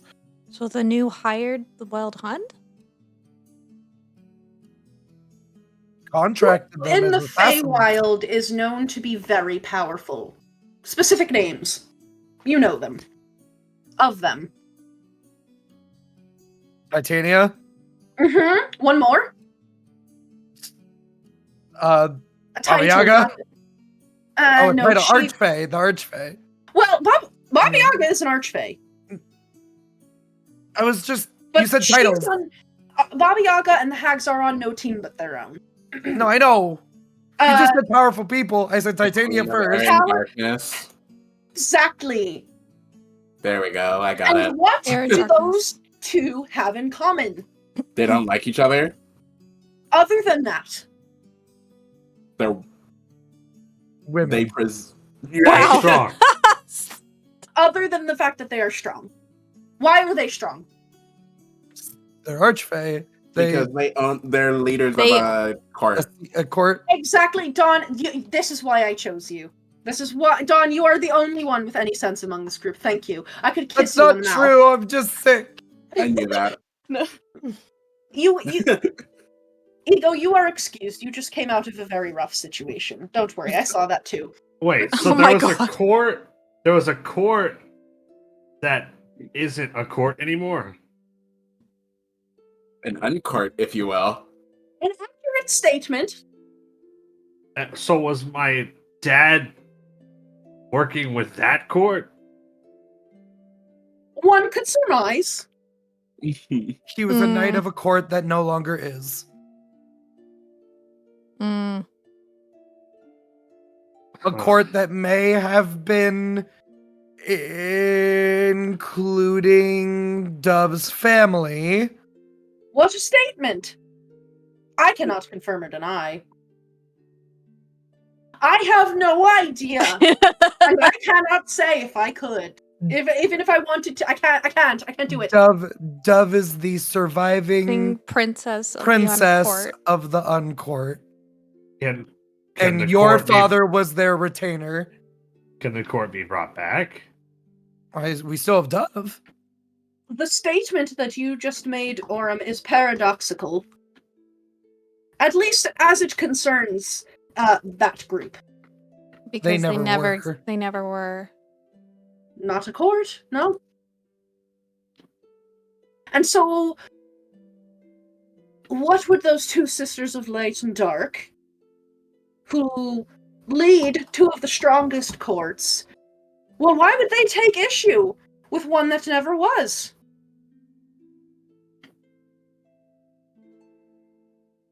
What could possibly threaten the great Titania, her beautiful sunlit splendiferousness, and the Queen of Air and Darkness? What could threaten them? Violence? No. Power? No. Something that can unmake a court? Almost there. Almost Something, there. something that has the thing that both courts have. Being forgotten? If that court had light and dark, You're thinking the framework with which you're thinking about this. It's not really your fault, but it's very limited because it's the one that they want you to have. Courts. honestly, I don't understand the court system in general. So,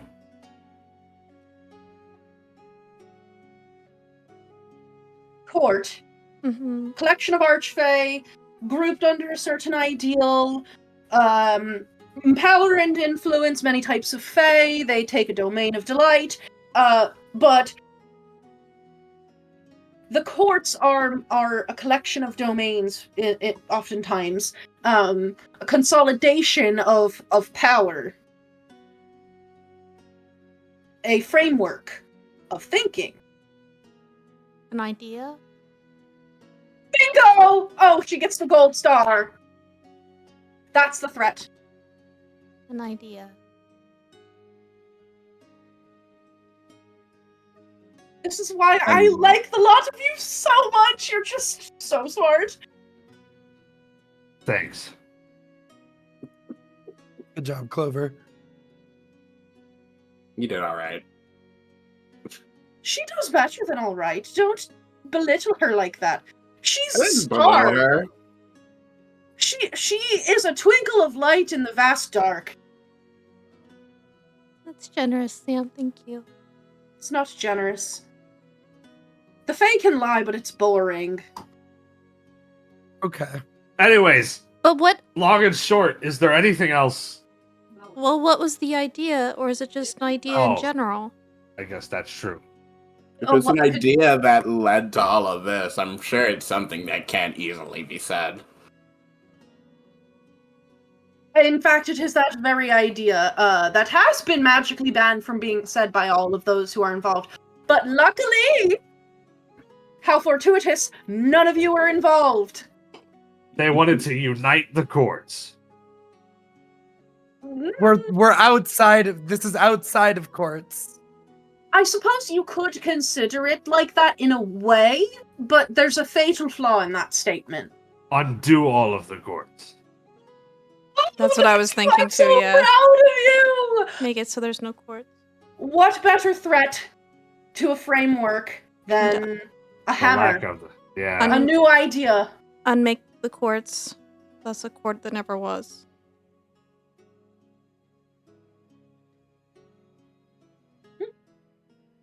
Oof. And wouldn't you know, Titania won. And all of those who were involved were pretty cursed. The major players, very cursed. Saoirse is the curse, in a way, that her parents took on for participating on the wrong side. So Titania killed my dad. Titania didn't kill your dad. The Wild Hunt killed your dad? But who told the Wild Hunt to kill my dad? That's actually a question that I don't know the answer to. I am not sure who called them. It's kind of like a taboo amongst the Fae to do something like that, calling that group. We all know of them, speak of them in hushed whispers. Nobody particularly wants them around because it usually is the final end to So anything. Well, I'm Could gonna have kill been- them. So It could have been either of them then, right? Could have been either of them, could have been somebody else. There were a lot of Fae involved in that conflict. And it wasn't necessarily just one side against the other. Fae are very self-serving. And if anybody could get anything out of that conflict, they certainly tried to do so.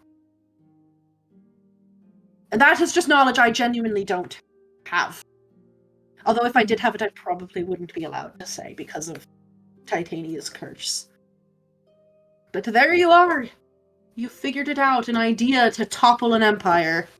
Yeah, it sounds like some crazy Game of Thrones. Looks at the camera. I love that show. I think it's amazing. Never mind. I'll talk about that later. But yes, there you go. There's your information. Bomb drop. Well, Mic drop.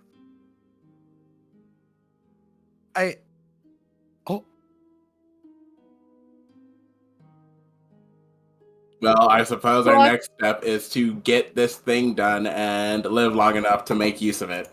they're doing Exactly. Don, they're doing the thing. He plucks a hair from his head and holds it up, and you can feel like this cleansing breeze wash through with the sound of music and bells. A cleansing. A cleansing. He wiggles it in your faces. Open wide, sunshine. Oh my He goes to like, put god. it in your mouth. I'll open up. Oh you my did- god. He goes like fingers fully like Oh, yeah. Oh Enjoy that, and he pats your tummy. I'll give a big gulp. Okay, roll a con save. Oh boy. Where's Oh, where's no. my gulper sound? The gulper sound. Never Oh, there trust it a is. fae from the chat. You are so right. You should never trust a fae. Con save 11. That's a number. That is a number. Do we have dice? no. We do. We do have. What, Do you want dice? what kind of dice? You guys have like a D12? You have 3d6, 1d10, 2d12. We have 4 player rerolls. You want to throw a D12 on that, I'll buddy? throw a d12. I'll throw a d12 on that. do what you gotta do. Okay, so that adds 7 for an 18. Okay. a better number. Way better. So if you've ever had like a hair in your mouth, like whether it was at food or off of your head that it like happened to be in there, super not pleasant feeling, major ick, sensory nightmare. And I think at first, Aurum with his like sandpaper tongue of a lion or leonin is like, ugh. Like it's definitely like a texture ick, and you're about to be like, maybe not, and just kind of like, but then you like bring in like the sheer force of stubborn will, and you're like, fucking swallow. And you gulp that hair down. You have to probably take your water skin and like wash it down, but yeah, you're able to swallow the hair. Cool. Let that sit for a minute. See what happens. We're like blood brothers now, but hair brothers. Godfather. I thought you were a godfather. Hair brother. Hair brother. Godfather, hair brother. Nice. This is getting very Convoluted. Yeah. Yeah, that's you'll find the nature of like most relationships between I and know. with Fae. I learned about Speaking to the choir. I learned about yeah. the history. Yeah. Got a history that should make Oedipus blush. You don't know who that Who? is, but a weirdo. Okay. Don't worry your pretty head on it. You know what, Chad? He is a god brunkle. He's God a god brunkle. Brunkle Sam. Oh Not God, Bronco. No. So, is there anything else that anyone wants to say to Sam here? Do you want to play music for the battle? Of course, I was already gonna do that anyway. All right, even if cool. He didn't want me there. Cool. no. Cool. He takes out his fiddle. Just Um, point me when and where. well, and I draw my sword. Everybody, we gotta line up because it's time to do the fight. Everyone's like, yeah, war! Everybody line up. Warfare! Get those balloons going. Remember, if you survive, there's a party after this. Party afterwards. There after. will be drinks. Gingerbread? Gingerbread. I brought a lot of gingerbread. There's stuff to eat for the party. Party!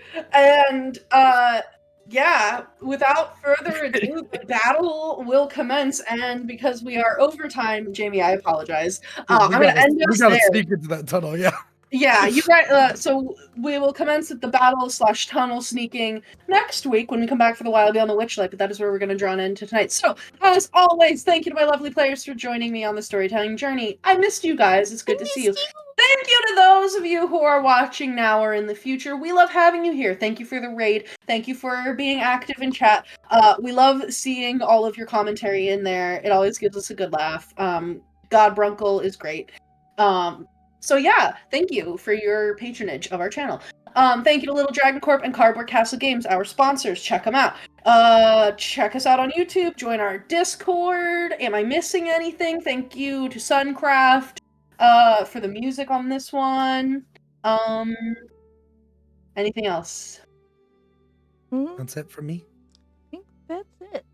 Join us tomorrow for Vandelver yeah, and Vandelver. Below. Yeah. Mhm. Yeah. Alrighty. So the next time a coven of hags is berating and belittling you in an attempt to force a bargain out of you, probably to the detriment of you and your friends. Call bullshit on it. Don't forget to add your proficiency bonus, and we'll catch you back here Hey. next time. Love you. Bye. Bye. Bye. Love you. Bye. Bye.